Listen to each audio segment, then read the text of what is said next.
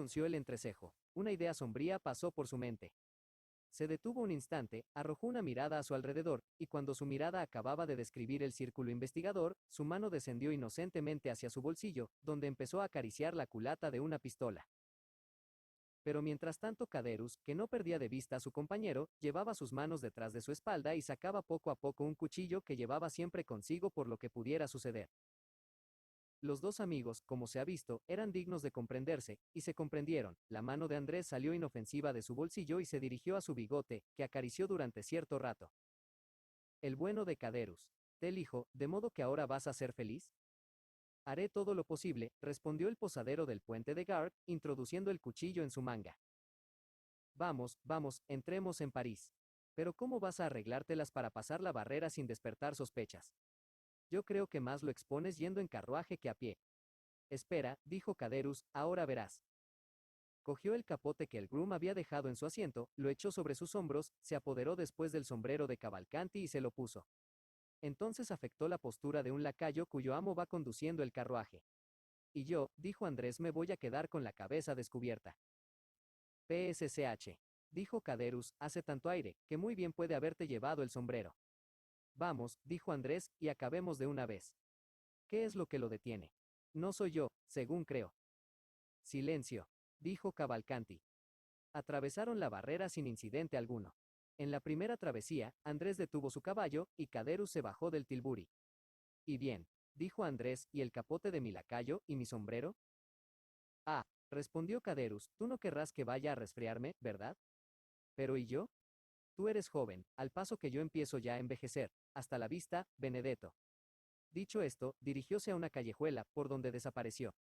Ay, dijo Andrés arrojando un suspiro, no puede uno ser completamente feliz en este mundo. En la plaza de Luis XV, los tres jóvenes se habían separado, es decir, que Morrel tomó por los bulevares, Chateau, Renaud, por el puente de la Revolución, y Debray siguió a lo largo del muelle. Morrel y Chateau, Renaud, según toda probabilidad, se dirigieron cada cual a su casa, pero Debray no imitó su ejemplo. Así que hubo llegado a la plaza del Louvre, echó hacia la izquierda, atravesó el carrusel al trote largo, se metió por la calle de San Roque, desembocó en la de Michodier, y llegó a la puerta de la casa del señor Danglars, justamente en el momento en que la carretela del señor Villefort, después de haberlos dejado a él y a su mujer en el barrio de Saint-Honoré, se detenía para dejar a la baronesa en su casa. Debray, conocido ya de la casa, entró primeramente en el patio, entregó la brida a un criado, y volvió a la portezuela para recibir a la señora Danglars, a la cual ofreció el brazo para volver a sus habitaciones. Una vez cerrada la puerta, y la baronesa y Debray en el patio. ¿Qué tenéis, Herminia?, dijo Debray, ¿y por qué os indispusisteis tanto al oír aquella historia o más bien aquella fábula que contó el conde? Porque esta tarde ya me encontraba muy mal, amigo mío, dijo la baronesa. No, no, Herminia, dijo Debray, no me haréis creer eso. Estabais perfectamente cuando fuisteis a la casa del conde. El señor Danglars era el único que estaba un poco cabizbajo, es verdad, pero yo sé el caso que vos hacéis de su mal humor. ¿Os han hecho algo? Contádmelo, bien sabéis que no sufriré nunca que os causen algún pesar. Os engañáis, Luciano, os lo aseguro, repuso la señora Danglars, y no ha habido más que lo que os he dicho. Estaba de mal humor, sin saber yo siquiera la causa.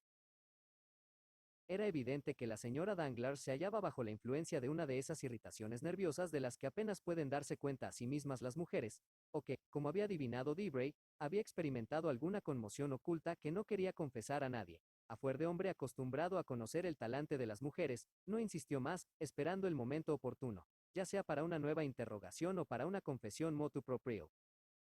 La baronesa encontró en la puerta de su cuarto a Cornelia. Cornelia era la camarera de confianza de la baronesa. ¿Qué hace mi hija?, preguntó la señora Danglars. Ha estado estudiando toda la tarde, respondió Cornelia, y luego se ha acostado. Creo que oigo su piano. Es la señorita Luisa de Armilly que está tocando, mientras que la señorita está en la cama. Bien, dijo la señora Danglars, venid a desnudarme. Entraron en la alcoba. Debray se recostó sobre un sofá, y la señora Danglars pasó a su gabinete de tocador con Cornelia. Querido Luciano, dijo la señora Danglars a través de la puerta. Del gabinete, os seguís quejando aún de que Eugenia no os dispensa el honor de dirigiros la palabra.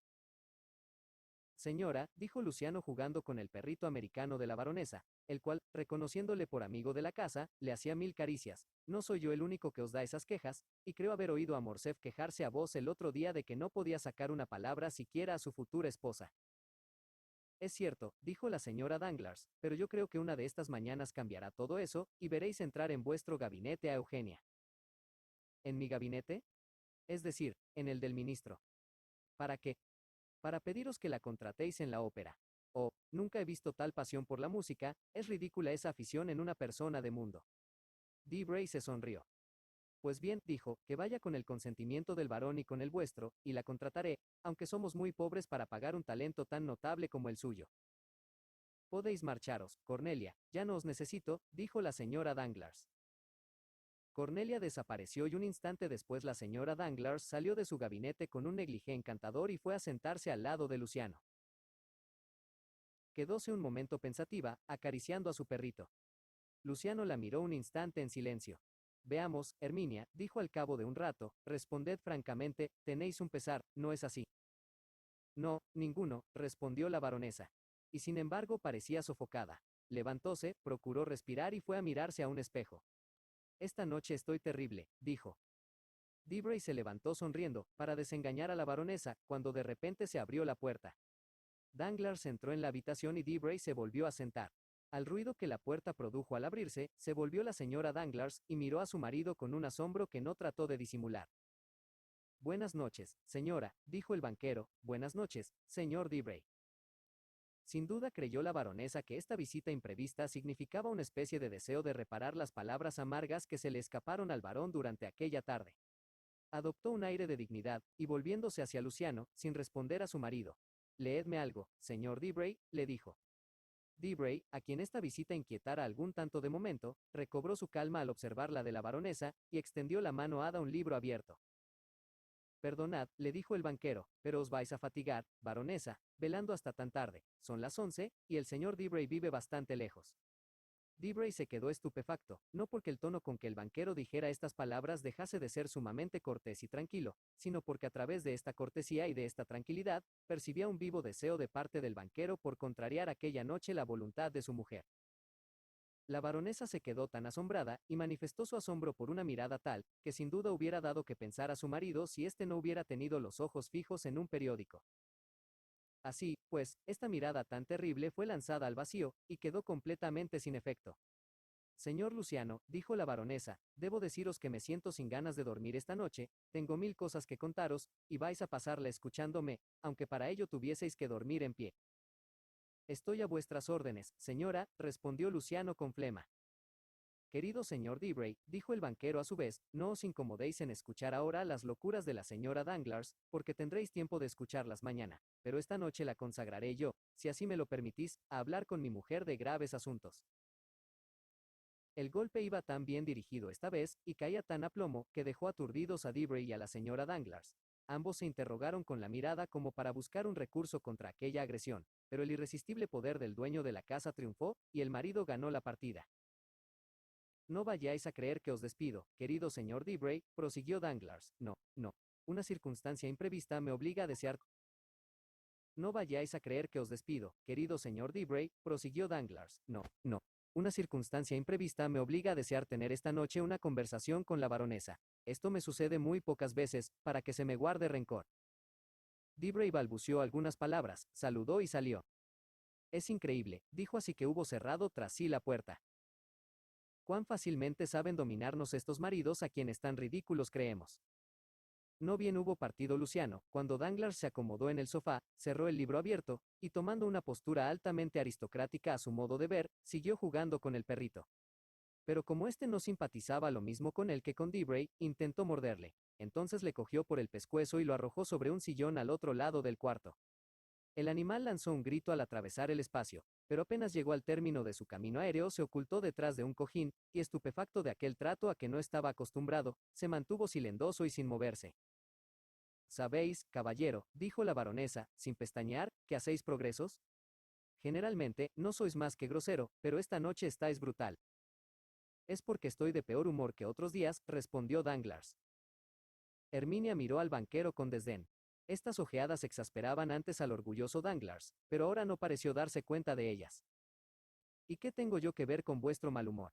Respondió la baronesa, irritada por la impasibilidad de su marido. ¿Me importa algo?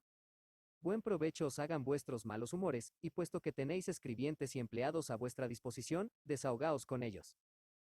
No, respondió Danglars, desvariáis en vuestros consejos, señora, así, pues, no lo seguiré.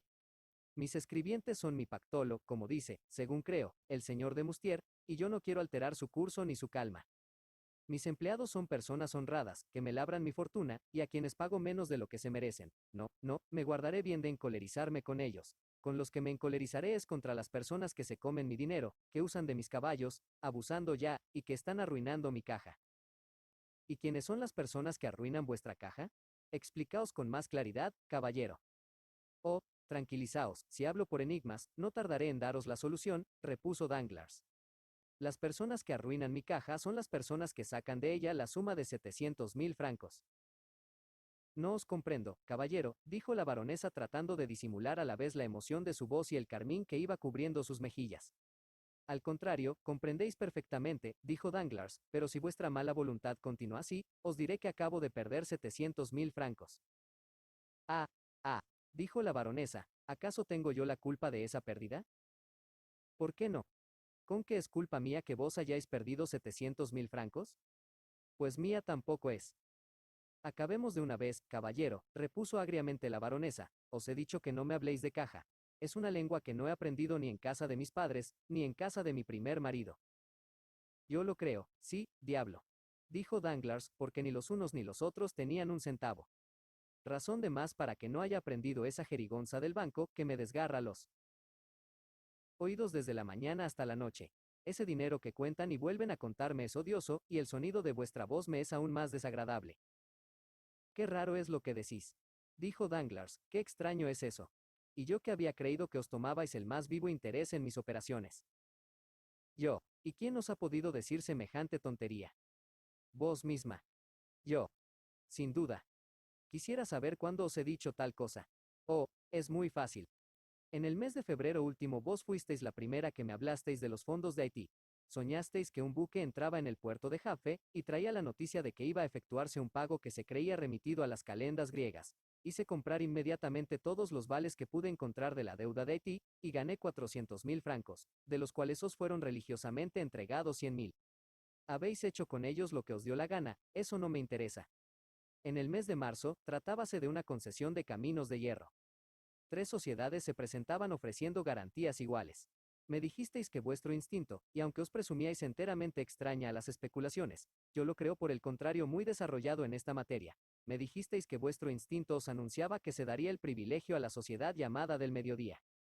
Enseguida adquirí las 2/3 partes de las acciones de esta sociedad. Se le concedió, efectivamente, el privilegio, como habíais previsto. Las acciones triplicaron de valor, y gané 1.000.000, del cual os fueron entregados 250.000 francos. ¿En qué habéis empleado esta suma? Esto no me interesa. ¿Pero a dónde queréis ir a parar? Exclamó la baronesa estremeciéndose de despecho y de impaciencia. Paciencia, señora, tened paciencia. Acabad de una vez. En el mes de abril fuisteis a comer a casa del ministro. Hablaron de España, y oísteis una conversación secreta. Tratábase de la expulsión de don Carlos. Compré fondos españoles, la expulsión tuvo lugar, y gané 600.000 francos el día en que Carlos V pasó el Bidasoa. De estos 600.000 francos os fueron entregados 50.000 escudos, habéis dispuesto de ellos a vuestro capricho, y yo no os pido cuentas de ello, pero no por eso es menos cierto que habéis recibido 500.000 libras este año. ¿Y qué? ¿Y qué? Pues bien, hete aquí que de pronto perdéis vuestro tino y todo se lo lleva el demonio. En verdad, tenéis un modo de explicaros. El modo que necesito para que me entiendan, nada más. Luego hará unos 3 días hablasteis de política con el señor Debray, y creísteis oír en sus palabras que don Carlos había entrado en España. Entonces vendo mi renta, se esparce la noticia, hay sospechas, no vendo, doy. Al día siguiente se sabe que la noticia era falsa y esta falsa noticia me ha hecho perder 700.000 francos. ¿Y bien? Y bien, puesto que yo os doy la cuarta parte cuando gano, vos tenéis que dármela cuando pierdo. La cuarta parte de 700.000 francos son 175.000.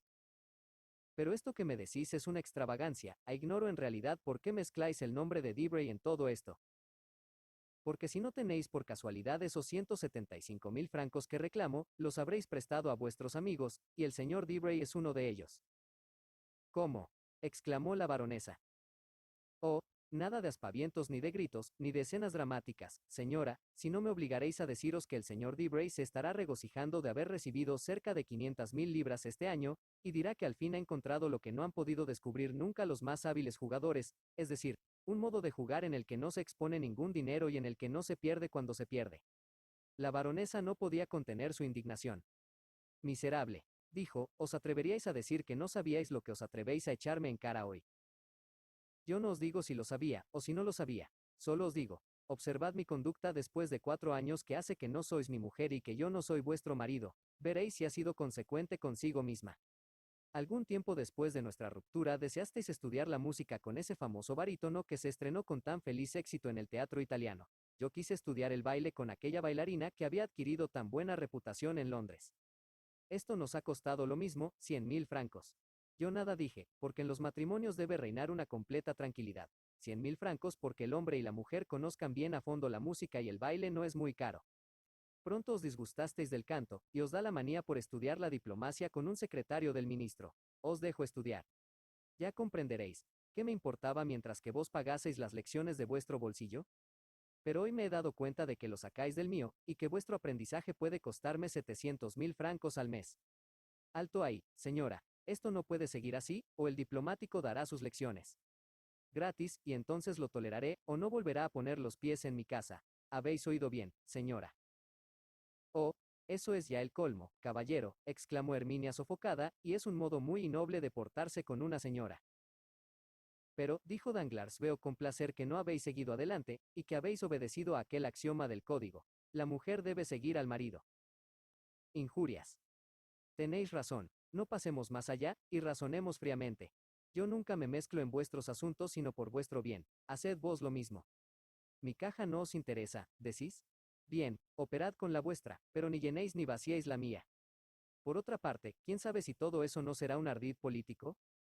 Si el ministro, furioso de verme en la oposición y celoso de las simpatías populares que despierto, no está de acuerdo con el señor Debray para arruinarme. Como es muy probable. Sin duda, ¿quién ha visto nunca una noticia telegráfica, es decir, una cosa imposible, o lo que es lo mismo, señales enteramente diferentes dadas por los últimos telégrafos, es decir, expresamente en perjuicio mío? Caballero, dijo con acento de mayor humildad la baronesa, y no ignoráis, me parece, que ese empleado ha sido destituido de su empleo, que se ha hablado de formarle proceso, que se dio orden de prenderle, y que esta orden hubiera sido ejecutada si no se hubiera sustraído a las primeras pesquisas por medio de una huida que demuestra su locura o su culpabilidad. Es un error. Sí, que hace reír a los necios, que hace pasar una mala noche al ministro, que hace emborronar unos cuantos pliegos de papel a los señores secretarios de Estado, pero que a mí me cuesta 700.000 francos. Pero, caballero, dijo de pronto Herminia, puesto que todo eso proviene del señor Debray, ¿por qué en lugar de ir a decírselo directamente a él venís a darme a mí las quejas? ¿Por qué acusáis al hombre y reprendéis a la mujer? ¿Conozco yo por ventura al señor Debray? Dijo Danglars, ¿quiero acaso conocerle? Quiero saber si da o no consejos. ¿Quiero seguirlos? ¿Soy yo el que juego? No, vos sois la que lo hacéis todo, y no yo. Me parece que puesto que os aprovecháis. Danglars se encogió de hombros. Son, en verdad, criaturas locas las mujeres que se creen genios, porque han conducido una o dos intrigas, pero suponed que hubieseis ocultado vuestros desórdenes a vuestro mismo marido, lo cual es et ABC del oficio, porque la mayor parte del tiempo los maridos no quieren ver, no seríais sino una débil copia de lo que hacen la mitad de vuestras amigas las mujeres de mundo. Pero no sucede lo mismo conmigo, todo lo he visto, en 16 años me habréis ocultado tal vez un pensamiento, pero no un paso, una acción, una falta. Mientras vos os felicitabais por vuestro ingenio y habilidad y creíais firmemente engañarme, ¿qué ha resultado? Que gracias a mi pretendida ignorancia, desde el señor de Villefort hasta el señor Debray, no ha habido uno solo de vuestros amigos que no haya temblado delante de mí. Ni uno que no me haya tratado como amo de la casa, mi único deseo respecto a vos, ni uno que se haya atrevido a deciros de mí lo que yo mismo os digo hoy. Os permito que me tengáis por odioso, pero os impediré tenerme por ridículo, y sobre todo, os prohíbo que me arruinéis. Hasta el momento en que pronunció el nombre de Villefort, la baronesa había manifestado algún valor contra todas aquellas quejas, pero al oír este nombre, levantóse como movida por un resorte, extendió los brazos como para conjurar una aparición, y dio 3 pasos hacia su marido como para arrancarle el secreto que éste no conocía, o que tal vez algún cálculo odioso, como lo eran todos los de Danglars, no quería dejar escapar enteramente. El señor de Villefort. ¿Qué significa eso?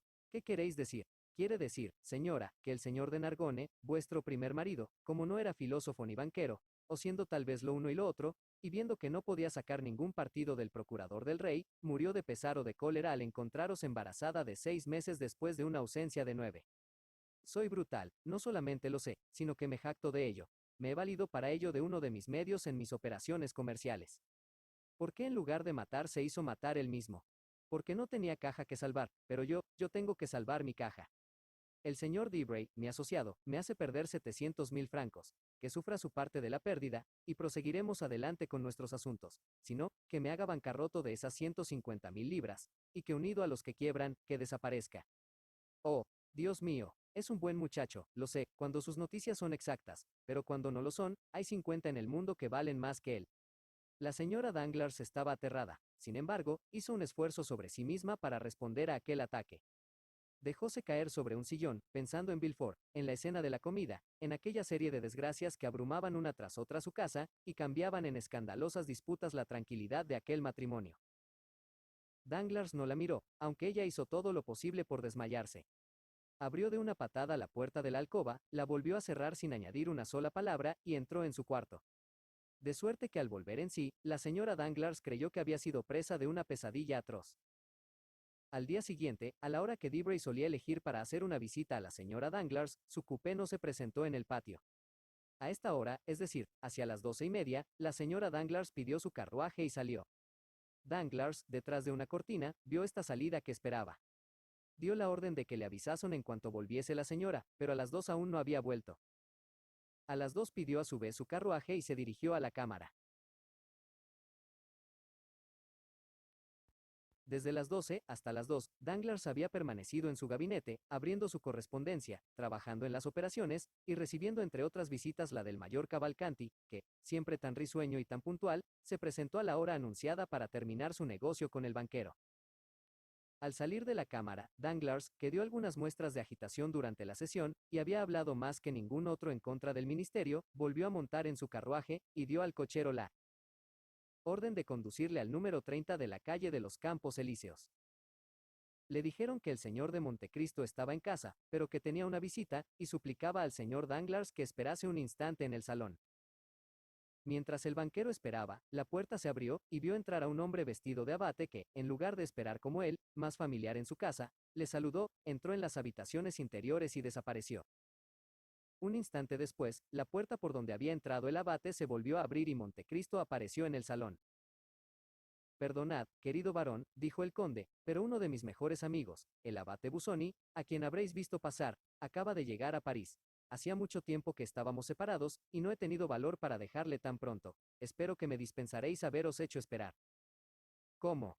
Dijo Danglars, yo soy el indiscreto por haber elegido un momento tan malo, y voy a retirarme. Al contrario, sentaos, pero Dios mío, ¿qué tenéis? Parecéis disgustado, me asustáis. Un capitalista apesadumbrado es lo mismo que los cometas, presagia siempre una desgracia más en el mundo. No parece sino que la rueda de la fortuna ha cesado estos días de rodar para mí, dijo Danglars, pues he recibido una siniestra noticia. Ah, Dios mío, dijo Montecristo, ¿habéis perdido a la bolsa?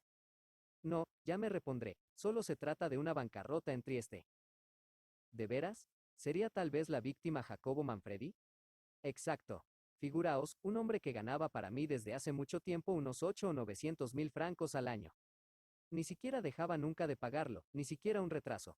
Me aventuré a darle 1 millón, y hete aquí que al señor Manfredi se le ocurre suspender sus pagos. ¿De veras? Es una fatalidad. Le mando 600.000 libras que no me son pagadas. Además, soy portador de 400.000 francos en letras de cambio firmadas por él, y pagaderas al fin del corriente en casa de su corresponsal de París. Etamos a 30, envío a cobrar. Ya, el corresponsal había desaparecido.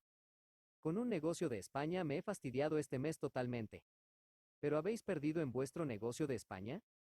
Ciertamente, ¿no lo sabíais? 700.000 francos de mi caja, un verdadero desastre. ¿Y cómo diablos os habéis dejado engañar, vos que sois ya perro viejo? No es culpa mía. Mi mujer es la culpable. Soñó que don Carlos había entrado en España. Ella cree mucho en los sueños.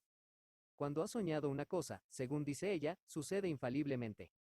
Convencido yo también, la permito jugar, ella tiene su bolsillo y su agente de cambio, juega y pierde. Es verdad que no es mi dinero, sino el suyo el que ella juega. Con todo, no importa, ya comprenderéis que cuando salen del bolsillo de la mujer 700.000 francos, el marido se resiente un poco de ello. ¿Cómo? ¿No sabéis nada? Pues sí ha causado mucho ruido tal negocio. Sí, había oído hablar de ello, pero ignoraba los detalles. Además, soy un ignorante respecto a todos los negocios de bolsa. ¿No jugáis? Yo. ¿Y cómo queréis que juegue? Yo, que tanto trabajo me cuesta arreglar mis rentas. Me vería en la precisión de tomar un agente y un cajero además de mi mayordomo. Nada, nada, no pienso en eso. Pero, a propósito de España, me parece que la baronesa no había soñado enteramente la entrada de don Carlos. Los periódicos han hablado de ello también. ¿Vos creéis en los periódicos? Yo no, señor. Pero creía que el Messenger estaba exceptuado de la regla, y que siempre las noticias telegráficas eran ciertas. Y bien, lo que es inexplicable, repuso Danglars es que esa entrada de don Carlos era en efecto una noticia telegráfica. De suerte, dijo Montecristo que este mes habéis perdido cerca de 1.700.000 francos. No cerca, esa es exactamente mi pérdida. Diablo. Para un caudal de tercer orden, dijo Montecristo con compasión, es un golpe bastante rudo. De tercer orden, dijo Danglars algo amostazado, ¿qué diablo entendéis por eso? Sin duda, prosiguió Montecristo, yo divido los caudales en tres categorías. Fortuna de primer orden a los que se componen de tesoros que se palpan con la mano, las tierras, las viñas, las rentas sobre el Estado, como Francia, Austria e Inglaterra, con tal que estos tesoros, estas minas y estas rentas formen un total de unos 100 millones. Considero capital de segundo orden a las explotaciones de manufacturas, las empresas por asociación, los virreinatos y principados que no pasan de 1.500.000 francos de renta, formando todo una suma de 40 millones. Llamo, en fin, capital de tercer orden a los que están expuestos al azar, destruidos por una noticia telegráfica, las bandas, las especulaciones eventuales, las operaciones sometidas, en fin, a esa fatalidad que podría llamarse fuerza menor, comparándola con la fuerza mayor, que es la fuerza natural, formando todo reunido un caudal ficticio o real de unos 15 millones. ¿No es esta, aproximadamente, vuestra posición? Sí, sí, respondió Danglars. De aquí resulta que con 6 meses como este, continuó Montecristo con el mismo tono imperturbable, un capital de tercer orden se encontrará en su hora postrera, es decir, agonizando. Oh, dijo Danglars con sonrisa forzada, bien seguro. Pues bien, supongamos 7 meses, repuso Montecristo en el mismo tono. Decidme, ¿pensasteis alguna vez que 7 veces 1.700.000 francos hacen cerca de 12 millones? No, tenéis razón. Con tales reflexiones nadie comprometería sus capitales. Nosotros tenemos nuestros hábitos más o menos suntuosos, este es nuestro crédito, pero cuando el hombre muere, no le queda más que su piel, porque las fortunas de tercer orden no representan más que la tercera o cuarta parte de su apariencia, así como la locomotora de un tren no es, en medio del humo que la envuelve, sino una máquina más o menos fuerte. Pues bien, de esos 5 o 6 millones que forman su capital real, acabáis de perder 2, no disminuyen, por lo tanto, vuestra fortuna ficticia o vuestro crédito, es decir, mi querido Danglars, que vuestra piel acaba de ser abierta por una sangría, que reiterada 4 veces arrastraría tras sí la muerte. Vamos, señor Danglars, necesitáis dinero. ¿Cuánto queréis que os preste? ¡Qué mal calculador sois!, exclamó Danglars llamando en su ayuda toda la filosofía y todo el disimulo de la apariencia. A estas horas, el dinero ha entrado en mi caja por otras especulaciones que han salido bien. La sangre que salió por la sangría ha vuelto a entrar por medio de la nutrición. He perdido una batalla en España, he sido batido en Trieste, pero mi armada naval de la India habrá conquistado algunos países, mis peones de México habrán descubierto alguna mina. Muy bien, muy bien. Pero queda la cicatriz, y a la primera pérdida volverá a abrirse. No, porque camino sobre seguro, prosiguió el banquero con el tono y los ademanes de un charlatán que, sabiéndose vencido, quiere probar lo contrario. Para eso, sería menester que sucumbiesen 3 gobiernos. Diantre, ya se ha visto eso. O bien, que la tierra no diese sus frutos. Acordaos de las 7 vacas gordas y las 7 flacas. O que se separen las aguas del mar como en tiempo de Faraón. Aún quedan muchos mares, y mis buques tendrían por donde navegar. tanto mejor, señor Danglars, dijo Montecristo. Conozco que me había engañado y que podéis entrar en los capitales de segundo orden.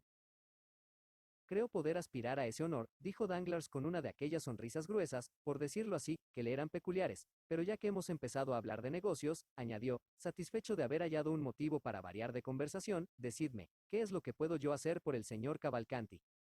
Entregarle dinero, si tiene un crédito sobre vos, y si este crédito os parece bueno. Magnífico. Esta mañana se presentó con un vale de 40.000 francos, pagadero a la vista contra vos, firmado por el abate Busoni, y endosado a mí por vos. Ya comprenderéis que al momento le entregué sus 40 billetes. Montecristo hizo un movimiento de cabeza que indicaba su aprobación. Sin embargo, no es esto todo, continuó Danglars, ha abierto a su hijo un crédito en mi casa. Sin indiscreción, ¿cuánto tiene señalado al joven? Unos 5.000 francos al mes. 60.000 al año. Ya me figuraba yo que esos Cavalcanti no habían de ser muy desprendidos. ¿Qué queréis que haga un joven con 5.000 francos al mes? Ya comprenderéis que si precisa de algunos miles de francos. No hagáis nada de eso, el padre os lo dejará por vuestra cuenta. No conocéis a todos los millonarios ultramontanos. ¿Y quién le ha abierto ese crédito? Oh, la Casa French, una de las mejores de Florencia. No quiero decir que vayáis a perder, pero, sin embargo, no ejecutéis punto por punto más que lo que os diga la letra. ¿No tenéis confianza en ese Cavalcanti? Por su firma sola le daría yo 10 millones. Esto corresponde a las fortunas de segundo orden, de que os hablaba hace poco, señor Danglars. Y yo le hubiera tomado por un simple mayor. Y le hubierais hecho mucho honor, porque razón tenéis, no satisface a primera vista su aspecto. Al verle por primera vez, me pareció algún viejo teniente, pero todos los italianos son por ese estilo, parecen viejos judíos cuando no deslumbran como magos de Oriente. El joven es mejor, dijo Danglars. Sí, un poco tímido, quizá, pero, en fin, me ha parecido bien. Yo estaba inquieto. ¿Por qué? Porque le visteis por primera vez en mi casa, se puede decir acabado de entrar en el mundo, según me han dicho. Todos esos italianos acostumbran a casarse entre sí, ¿no es verdad? Preguntó Danglars, les gusta asociar sus fortunas. Esto es lo que suelen hacer, pero Cavalcanti es muy original, y no quiere imitar a nadie. Nadie me quitará de la cabeza que ha traído a su hijo a París para buscarle una mujer. ¿Vos lo creéis así? Estoy seguro de ello. ¿Y habéis oído hablar de sus bienes? No se trata de otra cosa, pero unos pretenden que tiene millones, y otros que no tiene un cuarto. Y vamos a ver, ¿cuál es vuestro parecer? Oh, no os fundéis en lo que yo diga. ¿Por qué? Pero en fin. Mi opinión es que todos esos antiguos podestás, todos esos antiguos condottieri, porque esos Cavalcanti han mandado armadas, han gobernado provincias. Mi opinión, repito, es que han escondido los millones en esos rincones que conocen sus antepasados, y que van revelando a sus hijos de generación en generación, y la prueba es que son amarillos y secos como sus florines de la época republicana, de los que conservan un reflejo a fuerza de mirarlos. Perfectamente, dijo Danglars, y eso es tanto más cierto, cuanto que ninguno posee ni siquiera un pedazo de tierra. Nada, yo sé de seguro que en Luca no tienen más que un palacio. Ah, tienen un palacio, dijo Danglars riendo, ya es algo. Sí, y se lo alquilan al ministro de Hacienda, y él vive en una casucha cualquiera. Oh, ya os lo he dicho, lo creo muy tacaño. Vaya, vaya, ¿no le lisonjeáis, por lo visto? Escuchad, apenas le conozco. Creo haberle visto 3 veces en mi vida. Lo que sé, me lo ha dicho el abate Busoni. Esta mañana me hablaba de sus proyectos acerca de su hijo, y me hacía ver que, cansado de ver dormir fondos considerables en Italia, que es un país muerto, quisiera encontrar un medio, ya sea en Francia o en Inglaterra, de emplearlos, pero habéis de notar que, aunque yo tengo mucha confianza en el abate Busoni, no respondo de nada. No importa, no importa, yo saco mis propias deducciones con todos esos informes. Decidme, sin que esta pregunta tenga ningún interés, cuando esas personas casan a sus hijos, suelen darles dote. PSCH, eso según. Yo he conocido a un príncipe italiano, rico como un Creso, uno de los personajes principales de Toscana, que cuando sus hijos se casaban a gusto suyo, les daba millones, y cuando lo hacían a su pesar, se contentaba con darles, por ejemplo, una renta de 30 escudos al mes. Si era con la hija de un banquero, por ejemplo, probablemente tomaba algún interés en la casa del suegro de su hijo. Después da media vuelta a sus cofres, y hete aquí dueño al señor Andrés de unos pocos millones. Luego ese muchacho encontrará una mayorazga, querrá una corona cerrada, un Eldorado atravesado por el Potosí. No, todos esos grandes señores se casan generalmente con simples mortales, son como Júpiter, cruzan las razas. Pero cuando me hacéis tantas preguntas, tal vez llevaréis alguna mira. ¿Queréis casar por ventura a Andrés, señor Danglars? Me parece, dijo Danglars, no sería esa mala especulación, y yo soy especulador. ¿No será con la señorita Danglars, supongo? ¿Por qué no querréis que luego se ahorque Alberto de desesperación? Alberto, dijo el banquero encogiéndose de hombros, sí, no le importará mucho. Pero está prometido a vuestra hija, según creo. Es decir, el señor de Morcerf y yo hemos hablado 2 o 3 veces de ese casamiento, pero la señora de Morcerf y Alberto. No vayáis a decirme que no es buen partido. Bueno, creo que la señorita Danglars merece al señor de Morcerf. El dote de la señorita Danglars será muy bonito, en efecto, y yo no lo dudo, sobre todo si el telégrafo no vuelve a cometer más locuras. Oh, no es solo el dote, porque después de todo. Pero decidme, ¿qué? ¿Por qué no convidasteis a Morcerf y a su familia a vuestra comida? Ya lo había hecho, pero tuvo que hacer un viaje a Dieppe con la señora de Morcerf, a quien recomendaron los aires del mar. Sí, sí, dijo Danglars riendo, deben de resultarle saludables. ¿Por qué? Porque son los que ha respirado en su juventud. Montecristo dejó pasar el chiste sin dar a entender que hubiera fijado la atención en él. Pero, en fin, dijo el conde, si Alberto no es tan rico como la señorita Danglars, no podéis negar que lleva un hermoso apellido. Me río yo de su apellido, que es tan bueno como el mío, dijo Danglars. Ciertamente, vuestro nombre es popular, y ha adornado el título con lo que le ha parecido, pero sois un hombre harto inteligente para no haber comprendido que, según ciertas preocupaciones muy arraigadas para que se puedan extinguir, una nobleza de 5 siglos vale más que una nobleza de 20 años. He aquí por qué, dijo Danglars con una sonrisa que procuraba hacer sardónica, he aquí por qué preferiría yo al señor Andrés Cavalcanti a Alberto de Morcerf. No obstante, dijo Montecristo, yo supongo que los Morcerf no le ceden en nada a los Cavalcanti.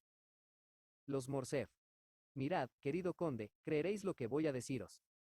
Seguramente. ¿Sois entendido en blasones? Un poco. Pues bien, mirad el color del mío. Más sólido es que el del conde de Morcerf. ¿Por qué? Porque yo, si no soy varón de nacimiento, me llamo al menos Danglars. ¿Y qué más? Que él no se llama Morcerf. ¿Cómo? ¿Que no se llama Morcerf? No, señor, no se llama así. No puedo creerlo. A mí me han hecho varón. Así, pues, lo soy. Él se ha apropiado del título de conde. Así, pues, no lo es. Imposible. Escuchad, mi querido conde, prosiguió Danglars, el señor de Morcerf es mi amigo, o más bien mi conocido, después de 30 años. Yo soy franco, y no hago caso del qué dirán. No he olvidado cuál es mi primitivo origen. Hacéis bien, y yo apruebo vuestra manera de pensar, dijo Montecristo, pero me decíais. Pues bien, cuando yo era escribiente de una oficina, Morcerf era un simple pescador. Y entonces, ¿cómo se llamaba? Fernando. Fernando, ¿y nada más? Fernando Mondego. ¿Estáis seguro? Diablo. Me ha vendido bastante pescado para que no le conozca. Entonces, ¿por qué le dais vuestra hija a su hijo? Porque Fernando y Danglars eran dos pobretones, ennoblecidos a un mismo tiempo, y enriquecidos también. En realidad, tanto vale uno como otro, salvo ciertas cosas que han dicho de él, y no de mí. ¿El qué? Nada. Ah, sí, comprendo, lo que me decís me hace recordar el nombre de Fernando Mondego. Yo lo he oído pronunciar en Grecia, si mal no recuerdo. Respecto a Ali, Bajat. Exacto. Ahí está el misterio, repuso Danglars, y confieso que hubiera dado cualquier cosa por descubrirlo. No era difícil, si lo hubieseis deseado. Pues ¿cómo? ¿Tenéis acaso algún corresponsal en Grecia? ¿O en Yanina? En todas partes. Pues bien, escribid a vuestro corresponsal de Yanina, y preguntad qué papel desempeñó en el desastre de Ali, Tebelín un francés llamado Fernando. Tenéis razón, exclamó el banquero, levantándose vivamente, hoy mismo escribiré. Hoy, sí. Voy a hacerlo enseguida.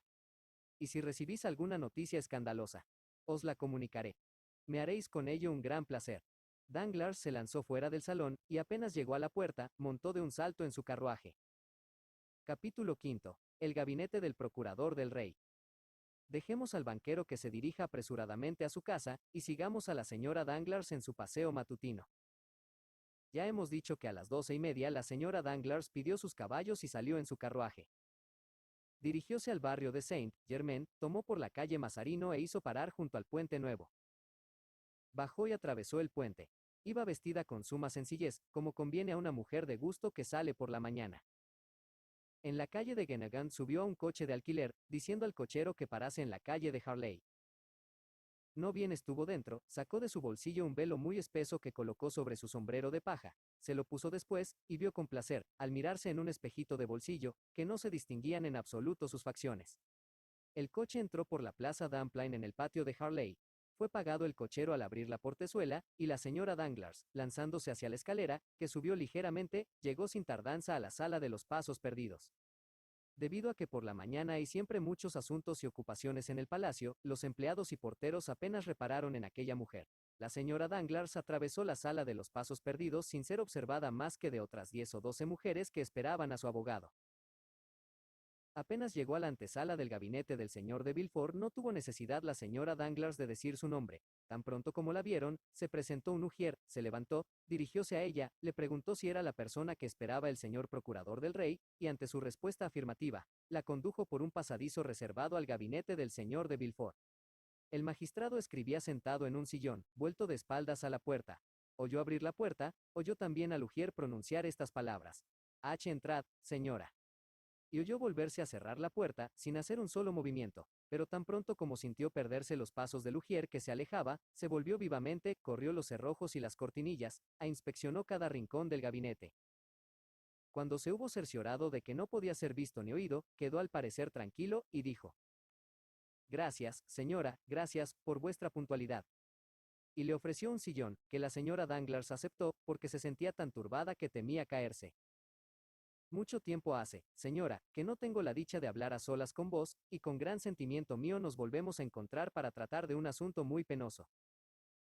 No obstante, caballero, bien veis que he acudido al punto a la cita, a pesar de que seguramente esta conversación es más penosa para mí que para vos. Villefort se sonrió amargamente. Verdad es, señora, dijo respondiendo más bien a su propio pensamiento que a las palabras de su interlocutora, verdad es que todas nuestras acciones dejan huellas, las unas sombrías, las otras luminosas, en nuestro pasado. Verdad es también que nuestros pasos en esta vida se asemejan a la marcha del reptil sobre la arena y dejan un surco. Ay, para muchos este surco es el de sus lágrimas. Caballero, vos comprendéis mi emoción, ¿no es verdad? Dijo la señora Danglars. Pues bien, este despacho por donde han pasado tantos culpables temblorosos y avergonzados, ese sillón donde yo me siento a mi vez temblorosa y turbada.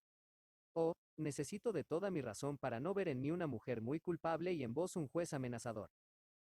Villefort dejó caer la cabeza sobre el sillón y exhaló un suspiro.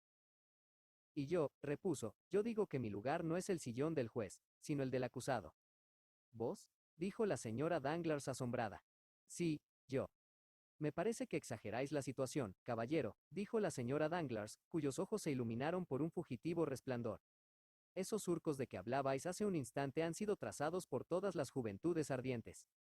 En el fondo de las pasiones, más allá del placer, hay siempre un poco de remordimiento. Por esto el Evangelio, ese recurso eterno de los desgraciados, nos ha dado por sostén a nosotras, pobres mujeres, la hermosa parábola de la pecadora y de la mujer adúltera.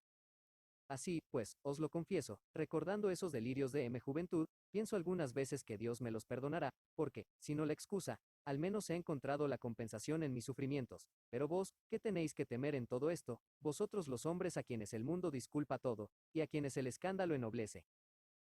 Señora, repuso Villefort, vos me conocéis. Yo no soy hipócrita, o por lo menos no lo soy sin razón. Si mi frente es severa, es porque muchas desgracias la han oscurecido. Si mi corazón se ha petrificado, es a fin de poder sobrellevar las fuertes emociones que ha recibido.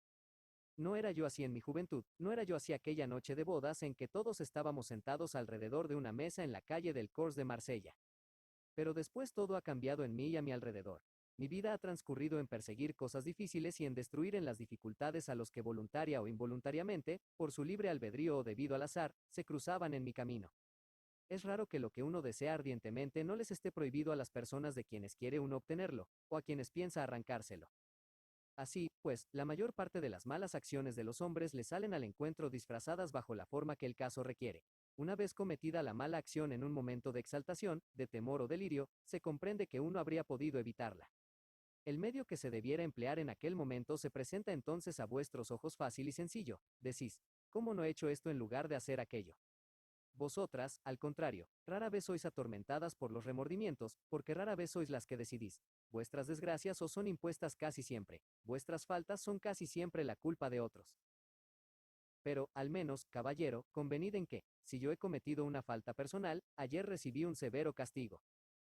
Pobre mujer, dijo Villefort estrechándole la mano, muy severo para vuestras fuerzas, porque 2 veces estuvisteis a punto de sucumbir, y sin embargo. ¿Qué? Debo deciros.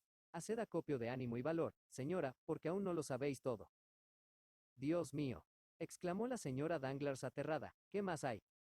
Vos no miráis más que lo pasado, y seguramente es sombrío. Pues bien, figuraos un porvenir más sombrío aún, espantoso, sangriento tal vez.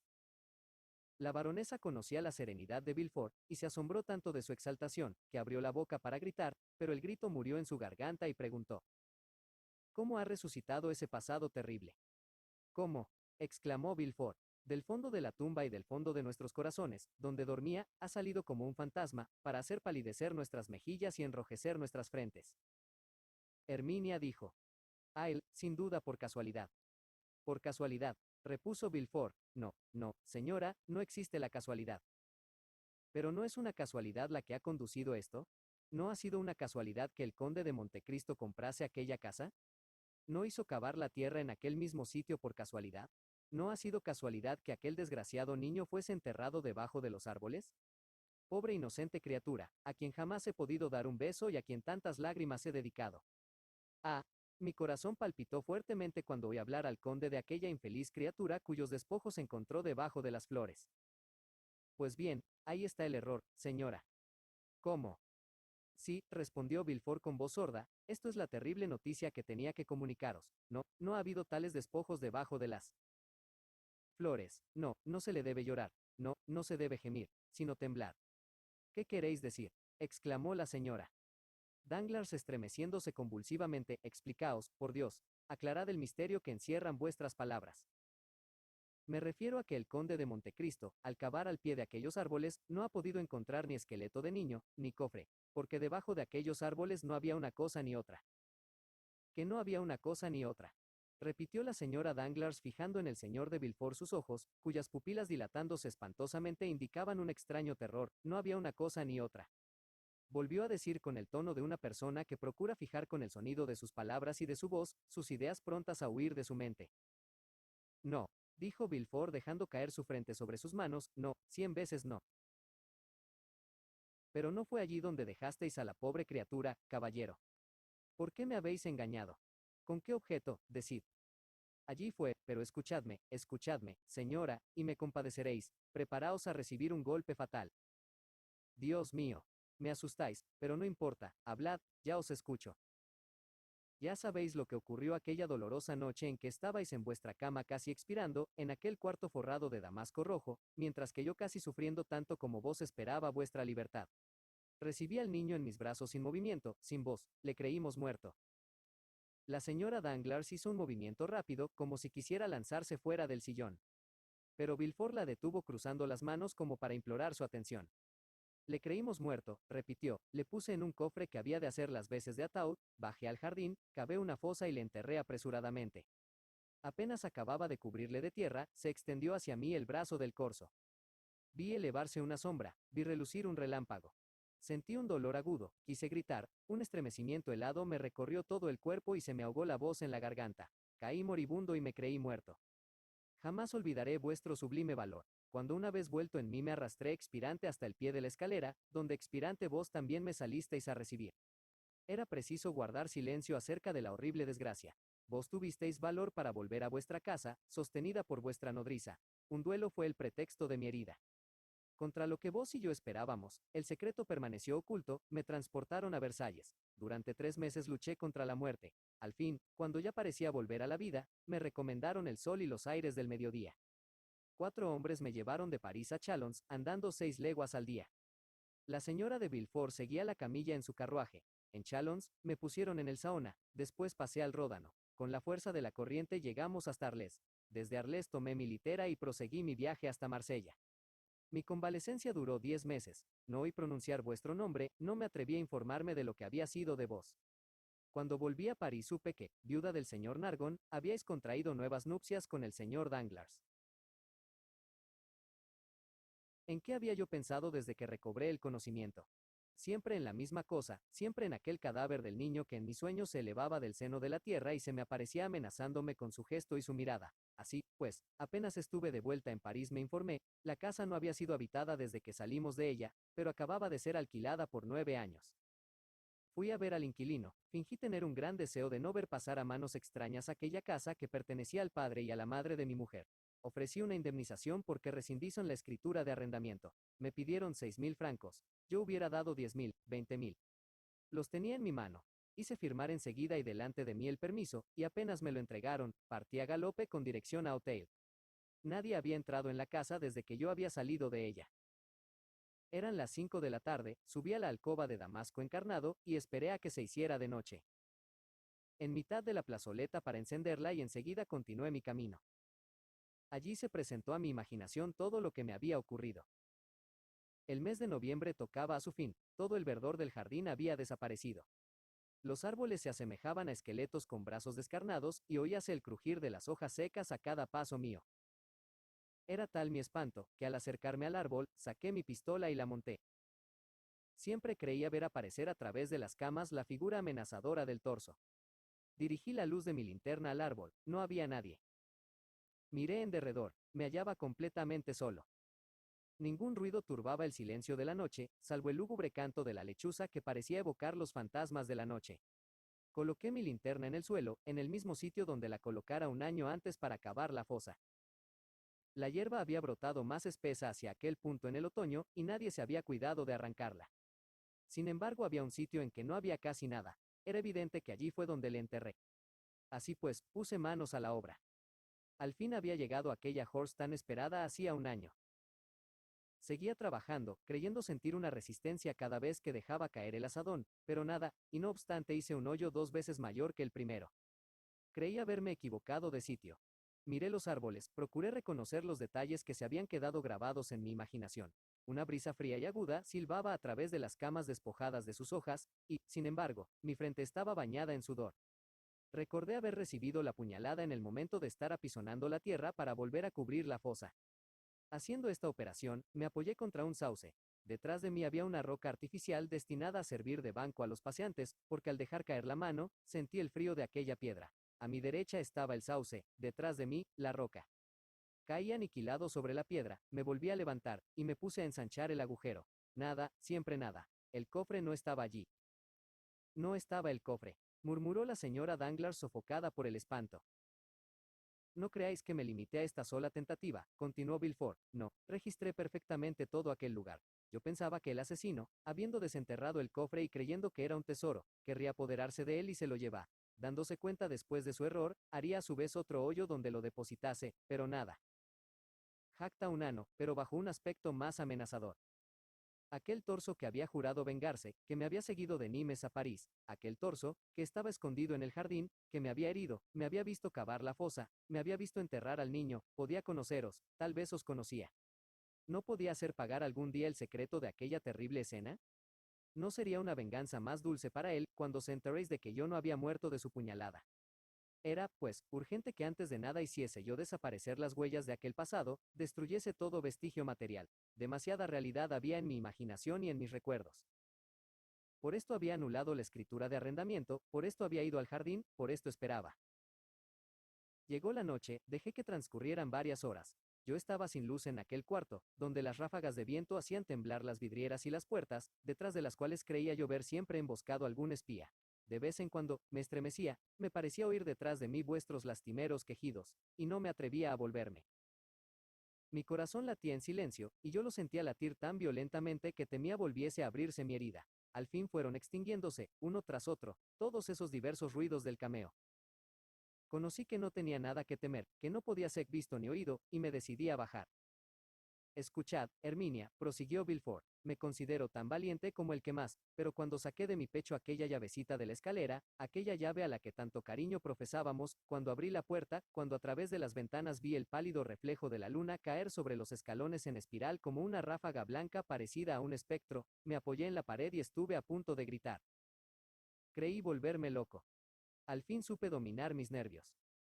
Bajé la escalera, escalón por escalón. Lo único que no pude contener fue un extraño temblor en las rodillas.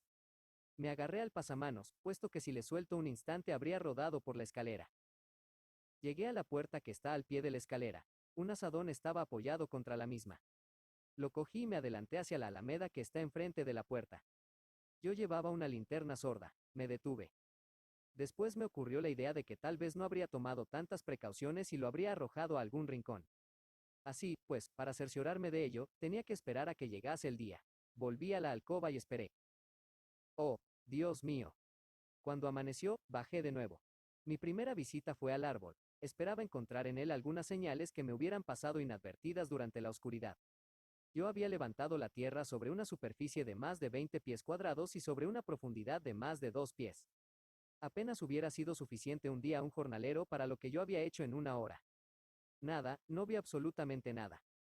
Entonces me puse a buscar el cofre por donde yo había supuesto que tal vez estaría. Por lo tanto, me dirigí al camino que conducía a la puerta de salida, pero esta nueva investigación fue tan inútil como la primera, y me volví al árbol con el corazón oprimido. Oh, exclamó angustiada la señora Danglars, era para volverse loco. Es lo que por un momento pensé que iba a ocurrirme, pero no tuve esa dicha, sin embargo, reuniendo mis fuerzas y por consiguiente mis ideas. Menor que para qué se habrá llevado ese hombre el cadáver. Me pregunté a mí mismo. Vos mismo lo habéis dicho, repuso la señora Danglars, para tener una prueba. No, señora, no podía ser así. No se guarda un cadáver un año. Se le muestra a un magistrado y se le hace una declaración. Ahora, pues, nada de esto había sucedido.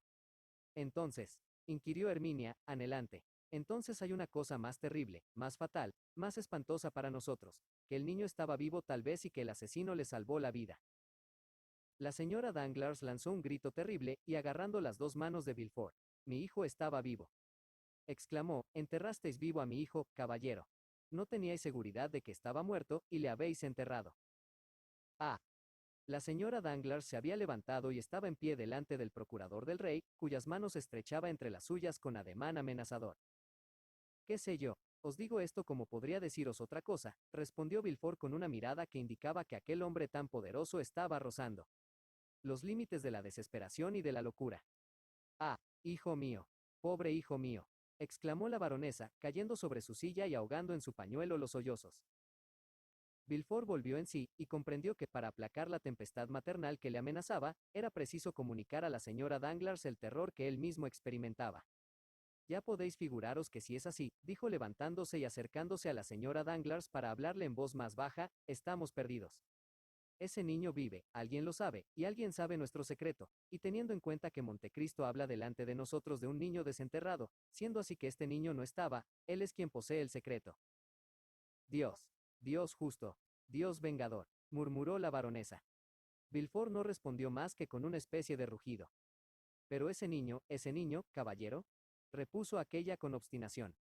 Oh, cuánto le he buscado, prosiguió Villefort retorciéndose los brazos. Cuántas veces le he llamado en mis largas noches de insomnio. Cuántas veces he deseado una riqueza real para comprar 1 millón de secretos a 1 millón de hombres, y para encontrar mi secreto entre los suyos. En fin, un día que por 100ª vez tomaba mi asadón, me pregunté por la 100ª vez, ¿qué podía haber hecho el corzo con el niño? Un recién nacido estorba mucho a un fugitivo. Tal vez, al reparar que estaba vivo, lo habría arrojado al río. Oh, imposible. Exclamó la señora Danglars, se asesina a un hombre por venganza, pero no se ahoga a un niño a sangre fría. Tal vez, continuó Villefort, lo habría puesto en el torno de la inclusa. Oh, sí, sí, exclamó la baronesa, mi hijo está allí, caballero. Corrí al hospicio, y me enteré de que aquella noche misma, la del 20 de septiembre, había sido depositado un niño en el torno. Estaba envuelto en la mitad de una toalla de tela fina, cortada con intención. Esta mitad de toalla llevaba la parte de una corona de varón y la letra H. Eso es, exclamó la señora Danglars, toda mi ropa estaba marcada así. El señor de Nargón era varón y yo me llamo Herminia. Gracias, Dios mío. Mi hijo no había muerto. No, no había muerto. Y me lo decís así, sin temor de matarme de alegría, caballero. Dónde está mi hijo? Villefort se encogió de hombros. ¿Lo sé yo acaso? Dijo, ¿y creéis que si lo supiera os haría sufrir todas estas pruebas? No, ay, no lo sé. Me informaron de que una mujer fue a reclamarlo hacía 6 meses con la otra mitad de la toalla, y habiendo presentado todas las garantías que exige la ley, se lo entregaron. Pero vos debíais haberos informado de aquella mujer, debíais haberla descubierto. ¿Y qué es lo que creéis que hice, señora? Fingí una instrucción criminal y empleé todos los medios de la policía para descubrirla. Siguieron sus huellas hasta Chalons, en donde las perdieron. ¿Las perdieron? Sí, las perdieron para siempre. La señora Danglars había escuchado esta relación sin proferir un grito, sin derramar una lágrima, pero al llegar a este punto no pudo contenerse y rompió en amargo llanto. ¿Y no habéis hecho más? Dijo, ¿os habéis limitado únicamente a eso? Oh, no, dijo Villefort, jamás he cesado de averiguar, de buscar, de informarme. Sin embargo, hacía unos cuantos años que habían cesado mis pesquisas. Pero hoy voy a volver a empezar con más perseverancia y encarnizamiento que nunca, y triunfaré, porque no es solo la conciencia la que me remuerde y la que me impele, es el miedo. Pero el conde de Montecristo, replicó la señora Danglars, no sabe nada. Si así no fuera, no obraría como lo hace, es decir, que haría su declaración. Oh, la maldad de los hombres es muy profunda, dijo Villefort, puesto que es más profunda que la bondad de Dios. ¿Habéis notado las miradas de aquel hombre mientras nos hablaba? No. ¿Pero le habéis examinado detenidamente? Sin duda es extraño, pero nada más. Una cosa me ha admirado notablemente, y es que de toda aquella exquisita comida que nos ofreció, él no probó ningún plato. Sí, sí, dijo Villefort, también yo lo he notado. Si yo hubiera sabido lo que sé ahora, no hubiera probado tampoco ningún plato. Hubiera creído que nos había querido envenenar. Y os hubierais engañado, como veis. Sí, sin duda, pero creedme, ese hombre lleva otras intenciones. Por esto he querido veros, por esto os he pedido una conferencia, por esto he querido preveniros contra todo el mundo, pero contra él sobre todo.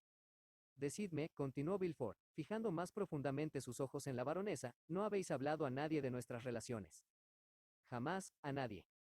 Me comprendéis, replicó afectuosamente Villefort, cuando digo a nadie, perdonadme esta insistencia, a nadie en el mundo, no es verdad. Oh, sí, sí, comprendo muy bien, dijo la baronesa sonrojándose, nunca, os lo juro. ¿No acostumbráis escribir por la noche lo que hacéis durante el día? ¿No escribís vuestro diario? No, mi vida es arrastrada por la frivolidad. Yo misma me olvido luego de lo que hago. ¿No soñáis en voz alta, al menos, que sepáis? Tengo un sueño de niño, ¿no os acordáis? Sonrojóse la baronesa, y el rostro de Villefort se cubrió de una viva palidez. Es verdad, dijo en voz tan baja que apenas se oyó. La baronesa inquirió. ¿Y bien? Y bien, comprendo lo que tengo que hacer, respondió el procurador del rey, antes de 8 días sabré quién es el conde de Montecristo, de dónde viene, a dónde va, y por qué habla delante de nosotros de niños desenterrados en su jardín. Villefort dijo estas palabras con un acento que hubiera hecho estremecer al conde si hubiera podido oírlas. Estrechó después la mano, que la baronesa vacilaba en darle, y la condujo con respeto hasta la puerta. La señora Danglars tomó otro coche de alquiler que la condujo al Puente Nuevo, cerca del cual encontró su carruaje y su cochero, que la esperaba durmiendo apaciblemente sobre el pescante. El mismo día, a la hora en que la señora Danglars acudía a la cita que hemos referido en el despacho del señor de Villefort, un coche de viaje, entrando por la calle Helder, atravesaba la puerta de la casa número 27, y se detenía en el patio. Un instante después se abrió la portezuela y la señora de Morcerf bajó apoyada en el brazo de su hijo.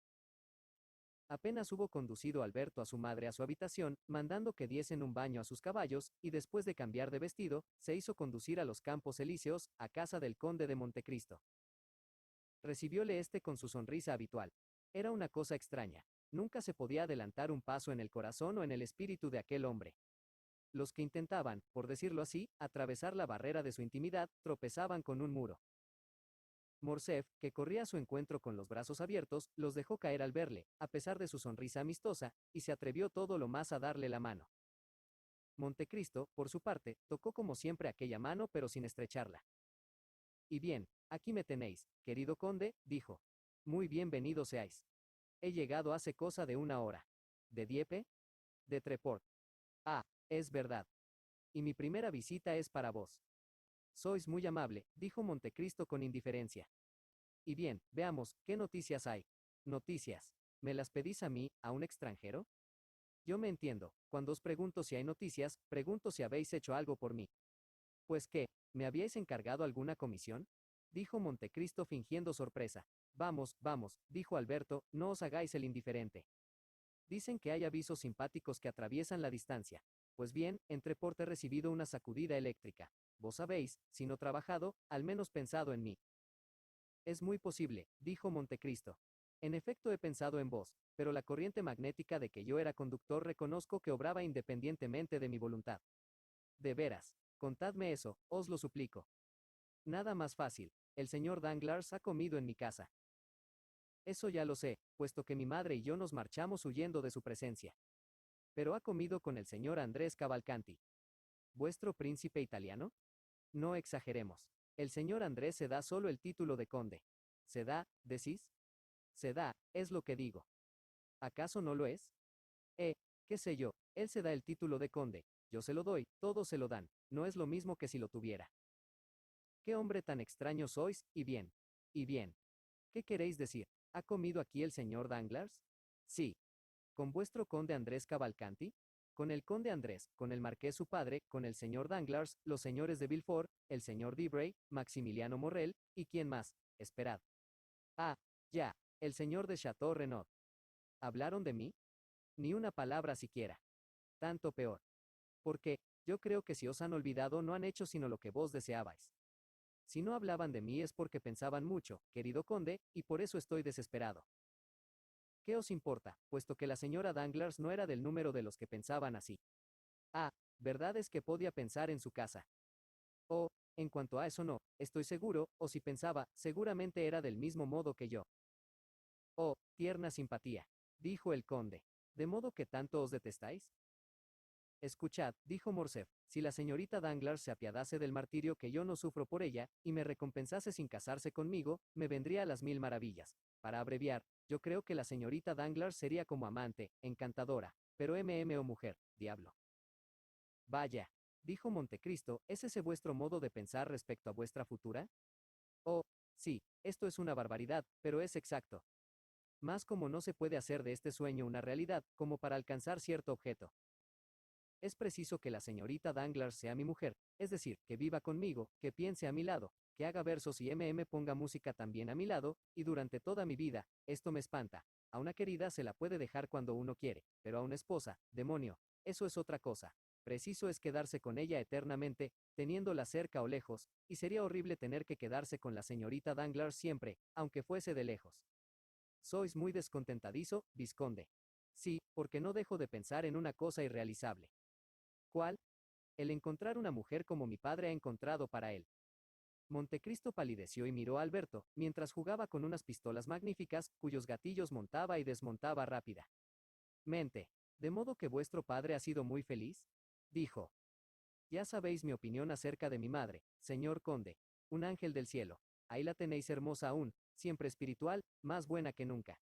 Acabo de llegar de Treport.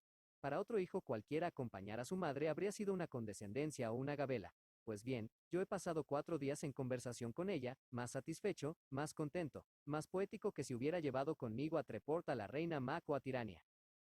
Esa es una perfección y una cualidad bellísima. Y hacéis entrar a los que os escuchan en deseos de permanecer en el celibato. Exacto, dijo Morcerf, porque sé que existe en el mundo una mujer perfecta, no tengo ganas de casarme con la señorita Danglars. ¿No habéis notado algunas veces cómo siembra nuestro egoísmo de colores brillantes todo lo que nos pertenece? El diamante que poseían Marley o Fossin es mucho más hermoso desde que es nuestro, pero si la evidencia os enseña que existe un brillo más puro, y vos os veis obligado a llevar eternamente el inferior al otro, comprendéis lo que se debe sufrir. Mundano, murmuró el conde. Por eso mismo saltaré de alegría el día en que la señorita Eugenia se dé cuenta de que yo no soy tan rico como ella, y de que apenas tengo tantos cientos de miles de francos como ella millones. Montecristo se sonrió. Yo había pensado en una cosa, continuó Alberto, Franz ama todo lo excéntrico. Yo he querido hacer que se enamorase de la señorita Danglars, pero a pesar de 4 cartas que he escrito en el estilo más entusiasta y ponderativo, Franz me ha respondido imperturbablemente. Es verdad que soy excéntrico, pero mi excentricidad no se extiende hasta retirar mi palabra cuando ya la he dado. Eso es lo que se llama un sacrificio de amistad. Endosar a otro la mujer que uno no desea sino para querida. Alberto se sonrió. A propósito, prosiguió, dentro de pocos días llega ese querido Franz, pero a vos os importa poco, no le queréis, según creo. Yo, dijo Montecristo, querido vizconde, ¿quién os ha contado que yo no le quiero? Yo quiero a todo el mundo. Y a mí me englobáis en todo el mundo. Gracias. Oh, no nos confundamos, dijo Montecristo, yo amo a todo el mundo como Dios manda que amemos al prójimo, cristianamente, pero no aborrezco más que a ciertas personas. Volvamos al señor Franz d'Epinay. Decís que va a llegar. Barra baja. Sí, mandado llamar por el señor de Villefort, que tiene tanta impaciencia por casar a la señorita Valentina, como el señor Danglars peo con acento agudo R casar a la señorita Eugenia. Creen que no pueden vivir hasta verlas casadas, y que su pulso late 90 veces por minuto hasta verse libres de tal carga. Pero el señor Franz no se parece a vos, yo creo que lleva su mal con paciencia. Mejor todavía, él lo toma por lo grave, se pone corbata blanca y habla ya de su familia. Además, tiene en grande estima a todos los Villefort. Estima merecida, ¿no es cierto? Ya lo creo. El señor de Villefort ha pasado siempre por un hombre severo, pero justo. Enhorabuena, dijo Montecristo, al fin encontré a uno al que no tratáis como a ese pobre señor Danglars. Eso consistirá quizás en que no tengo que casarme con su hija, respondió Alberto riendo. Es cierto, amigo mío, dijo Montecristo, sois un inocente. Yo. Sí, vos. Tomad un cigarro. Con mucho gusto. ¿Y por qué decís que soy un inocente? Porque no hacéis más que defenderos y hacer por evitar el casamiento con la señorita Danglars. Oh, Dios mío, dejad marchar las cosas, y probablemente no seréis vos quien retire primero su palabra. Va, exclamó Alberto estremeciéndose de gozo. Sin duda, querido vizconde, no os harán casar a la fuerza, qué diablo, pero hablando en serio, tenéis ganas de una ruptura. Daría por ello 100.000 francos. Pues bien, alegraos, el señor Danglars está pronto a dar el doble por el mismo deseo. ¿Será verdad? Dijo Alberto, que no pudo, sin embargo, al decir esto, impedir que pasase por su frente una nube imperceptible. Pero mi querido conde, tiene el señor Danglars razones para ello. Ah, ya lo encontré, naturaleza orgullosa y egoísta. Enhorabuena, tengo delante al hombre que quiere agujerear el amor propio de otro a fuerza de hachazos, y que gime y grita cuando intentan hacer lo mismo al suyo con una aguja. No, no, pero me parece que el señor Danglars debía estar encantado de vos, ¿no es verdad? Pues bien, el señor Danglars es un hombre de mal gusto, está más encantado de otro. ¿De quién? Lo ignoro. Estudiad, mirad, coged al paso las alusiones, y aprovechaos de ellas. Bueno, comprendo. Escuchad, mi madre. No, mi madre no, me engaño. A mi padre le ha ocurrido la idea de dar un baile. Un baile en este tiempo. Los bailes en verano están de moda. Aunque así no fuera, si la condesa quisiera, se pondrían de moda. Gracias. Son bailes puramente parisienses. Los que se quedan en París en el mes de julio son verdaderos parisienses. ¿Queréis encargaros de invitar a los señores Cavalcanti? ¿Cuándo será el baile? El sábado. Quizás se haya marchado el señor Cavalcanti padre. Pero se queda aquí su hijo. ¿Queréis encargaros de llevar al señor Andrés Cavalcanti? Escuchad, vizconde, yo no le conozco. ¿Decís que no le conocéis? No, le he visto por primera vez hará 3 o 4 días, y no respondo de nada. ¿Pero le recibís? Eso es otra cosa. Me fue recomendado por un buen abate que también pudo haberse engañado. Invitarle indirectamente, bien, pero no me digáis que le presente. Si fuese luego a casarse con la señorita Danglars, me acusaríais de entrometido, y querríais romperos la cabeza conmigo. Por otra parte, yo tampoco sé si iré. ¿A dónde? A vuestro baile. ¿Por qué no? En primer lugar, porque aún no me habéis invitado. Pues precisamente he venido a invitaros. Oh, sois muy amable, pero puedo estar ocupado. Cuando os haya dicho una cosa, creo que seréis tan amable que asistáis. Decid. Mi madre os lo suplica. ¿La señora condesa de Morcerf? Repuso Montecristo estremeciéndose. Ah, conde. Dijo Alberto, os advierto que la señora de Morcerf habla libremente conmigo, y si vos no habéis sentido latir en vuestro cuerpo las fibras simpáticas de que os hablaba yo hace poco, es porque no tenéis esas fibras, porque hace 4 días que no hablamos más que de vos. De mí, en verdad que me hacéis demasiado honor. Nada de eso, escuchad. Ese es el privilegio de vuestro empleo, como sois un problema viviente. Ah, ¿también soy problema para vuestra madre? Oh, yo no la creía tan falta de juicio que fuese a creer tamaños desvaríos. Problema, mi querido conde, problema para todos, lo mismo para mi madre que para los demás, problema aceptado, pero no adivinado. Seguí siendo un enigma, y mi madre no hace más que preguntar cómo sois tan joven. Yo creo que en el fondo, mientras que la condesa G.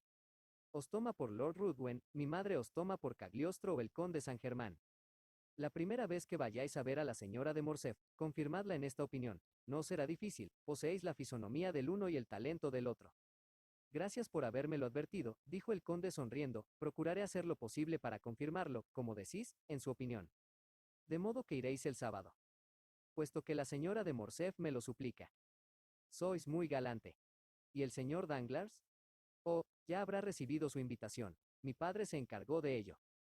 Procuraremos también que vaya el señor de Villefort, pero no le esperamos. No hay que desesperar de nada, dice el proverbio. ¿Bailáis, querido conde? ¿Yo? Sí, vos. ¿Qué tiene eso de extraño? Ah, en efecto, cuando todavía no se ha llegado a los 40. No, no bailo, pero me gusta ver bailar. ¿Y la señora de Morcerf, baila? Nunca, hablaréis, tanto mejor. Tiene tantos deseos de hablar con vos. ¿De veras? Palabra de honor. Y os declaro que sois el primer hombre por quien haya manifestado curiosidad mi madre. Alberto tomó su sombrero y se levantó. El conde lo condujo hasta la puerta. Una cosa me estoy reprochando, dijo, deteniéndole en medio de la escalera. ¿Cuál? He sido indiscreto, no debía hablaros del señor Danglars. Al contrario, habladme de él siempre, pero del mismo modo que lo habéis hecho. Bien, me tranquilizáis. A propósito, ¿cuándo llega el señor Dépinay? PSCH, dentro de 5 o 6 días a más tardar. ¿Y cuándo se casa? En cuanto lleguen el señor y la señora de Saint-Méran. Traédmele en cuanto esté en París. Aunque digáis que no le quiero, tendré sumo gusto en verle. Vuestras órdenes serán cumplidas. Hasta la vista. Si no os veo antes, hasta el sábado, no es cierto. Oh, sí, sí, he dado mi palabra. El conde siguió con la vista a Alberto, saludándole con la mano. Así que subió en su tilburí, se volvió y vio detrás de él a Bertuccio. ¿Y bien? Inquirió. Ha ido al palacio, respondió el mayordomo. ¿Ha permanecido allí mucho tiempo? Hora y media. ¿Y ha vuelto a su casa? Directamente.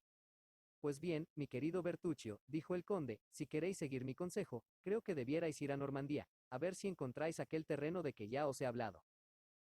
Bertuccio saludó, y como sus deseos estaban en perfecta armonía con la orden que había recibido, partió aquella misma noche. El señor de Villefort cumplió la palabra dada a Danglars, procurando averiguar de qué modo había podido saber Montecristo la historia de la casa de Auteuil. Aquel mismo día escribió a un tal señor Boville, que, después de haber sido inspector de prisiones, adquirió un grado superior en la policía de seguridad, para tener los informes que deseaba, y éste pidió 2 días de plazo para saber de seguro los informes que pudiera obtener. Expirado el plazo, el señor de Villefort recibió la nota siguiente. La persona llamada el conde de Montecristo es conocido muy particularmente del Lord Wilmore, rico extranjero que viene a París algunas veces, y que está en él hace algunos meses. Es también conocido del abate Busoni, sacerdote siciliano de gran reputación en Oriente, y aquí los informes que recibió. El abate, que no se encontraba en París más que por un mes, vivía detrás de San Sulpicio, en una casita compuesta de un solo piso y unos bajos. 4 piezas, 2 arriba y 2 abajo, formaban toda la morada, de la que él era el único inquilino. Las 2 piezas bajas constaban de un comedor con mesas, sillas y un bufete de nogal, y un salón blanqueado, sin adornos, sin tapices y sin reloj. Se conocía que el abate no se servía sino de los objetos que le eran más necesarios. Verdad es que el abate habitaba con preferencia el salón del piso principal. Este salón, en el que abundaban los libros de teología y los pergaminos, en medio de los cuales se le veía enterrarse, según decía su criado, meses enteros, era en realidad, más una biblioteca que un salón. Este criado miraba a través de un ventanillo a las personas que iban a visitar a su señor, y cuando su fisonomía le era desconocida, o no le agradaba, respondía que el señor abate no estaba en París, con lo cual muchos quedaban satisfechos, pues sabían que viajaba a menudo y permanecía largo tiempo de viaje. Además, ora estuviese en su casa o no estuviese, ora se hallase en París o en el Cairo, el abate daba siempre, por el ventanillo que servía de torno, limosnas que el criado repartía en nombre de su amo. El otro aposento, situado junto a la biblioteca, era una alcoba. Una cama sin cortinas, 4 sillones y un sofá de terciopelo de Utrecht amarillo eran, junto con un reclinatorio, todos los muebles de la pieza. En cuanto a Lord Wilmore, vivía en la calle de Fontaine, Saint George. Era uno de esos ingleses ambulantes que gastan toda su fortuna en viajes. Tenía alquilada la habitación a la cual iba a pasar 2 o 3 horas al día, y donde rara vez dormía. Una de sus manías era la de no querer absolutamente hablar la lengua francesa, que, sin embargo, escribía con extraordinaria perfección. Mayor que. Al día siguiente en que fueron entregados estos informes al procurador del rey, un hombre que se apeaba de un coche de alquiler en la esquina de la calle de Ferón, detrás de San Sulpicio, fue a llamar a una puerta pintada de verde, y preguntó por el abate Busoni. Ya os he dicho que no está, repitió el criado. Entonces, cuando vuelva, dádole esta carta y este papel. ¿Estará el señor abate esta tarde a las 8? Oh, sin falta, caballero, a no ser que esté trabajando, y entonces es lo mismo que si hubiese salido. Volveré esta noche a la hora convenida, repuso el desconocido. Y se retiró. En efecto, a la hora indicada, el mismo hombre volvió en otro coche, que en vez de pararse esta vez en la esquina de la calle de Ferón, se detuvo delante de la puerta verde. Llamó, le abrieron y entró. En las señales de respeto que prodigó el criado al desconocido, conoció este que su carta había hecho el efecto deseado. ¿Está en casa el señor abate? Inquirió. Sí, trabaja en su biblioteca, pero os espera, respondió el criado. El desconocido subió una escalera bastante angosta, y delante de una mesa cuya superficie estaba iluminada por la luz que despedía una gran lámpara, mientras que el resto de la habitación se hallaba sumergida en la sombra, vio al abate con traje eclesiástico y cubierta la cabeza con un sombrero negro de anchas alas. ¿Es al señor Busoni a quien tengo el honor de hablar? Preguntó el desconocido. Sí, señor, respondió el abate, ¿y vos sois la persona que el señor de Boville me envía de parte del señor prefecto de policía? Exacto, caballero. Uno de los agentes de seguridad de París. Sí, señor, respondió el desconocido con cierta indecisión y sonrojándose. El abate se puso sus anteojos, que no solo cubrían los ojos, sino las sienes, y volviéndose a sentar, hizo señas de que se sentase el agente. Os escucho, caballero, dijo el abate con un pronunciado acento italiano. El encargo que me han hecho, señor abate, se reduce a saber de parte del señor prefecto de policía, como magistrado que es, una cosa que interesa a la seguridad pública, en nombre de la cual vengo a informarme. Confiamos, pues, que no habrá lazos de amistad, ni consideración humana, que puedan induciros a ocultar la verdad a la justicia. Con tal que las cosas que queréis saber no perjudiquen a los escrúpulos de la conciencia. Soy sacerdote, y los secretos de la confesión deben permanecer callados, como fácilmente concebiréis. Oh, tranquilizaos, señor abate, dijo el desconocido, en todo caso, pondremos a cubierto vuestra conciencia. A estas palabras el abate acercó hacia sí la pantalla, la levantó del lado opuesto, de suerte que, iluminando de lleno el rostro del desconocido, el suyo permanecía siempre en la sombra. Disculpadme, señor abate, dijo el enviado del prefecto, pero esta luz me fatiga horriblemente la vista. El abate bajó la pantalla verde. Ahora, caballero, os escucho, hablad. ¿Conocéis al señor conde de Montecristo? Supongo que queréis hablar del señor de Sachona. Sachona. ¿No se llama Montecristo? Montecristo es un nombre de tierra, o más bien un nombre de roca, y no un nombre de familia. Pues bien, sea. No discutamos más, y puesto que el señor de Montecristo y el señor Sachona son el mismo hombre. El mismo, absolutamente. Hablemos del señor de Sachona. Bien. Os preguntaba si le conocíais. Mucho. ¿Qué es? Es hijo de un rico naviero de Malta. Sí, ya lo sé. Eso se dice, pero ya comprenderéis que la policía no se puede contentar con un se dice. No obstante, repuso el abate con una sonrisa afable, cuando ese se dice es la verdad, es preciso que todo el mundo se contente, y que la policía haga lo mismo que todo el mundo. ¿Pero estáis seguro de lo que decís?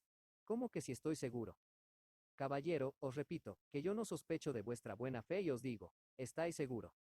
Escuchad, yo he conocido al señor Sachona padre. Ah, ah. Sí, cuando era niño he jugado muchas veces con su hijo. No obstante, ese título de conde. Ya sabéis que se compra.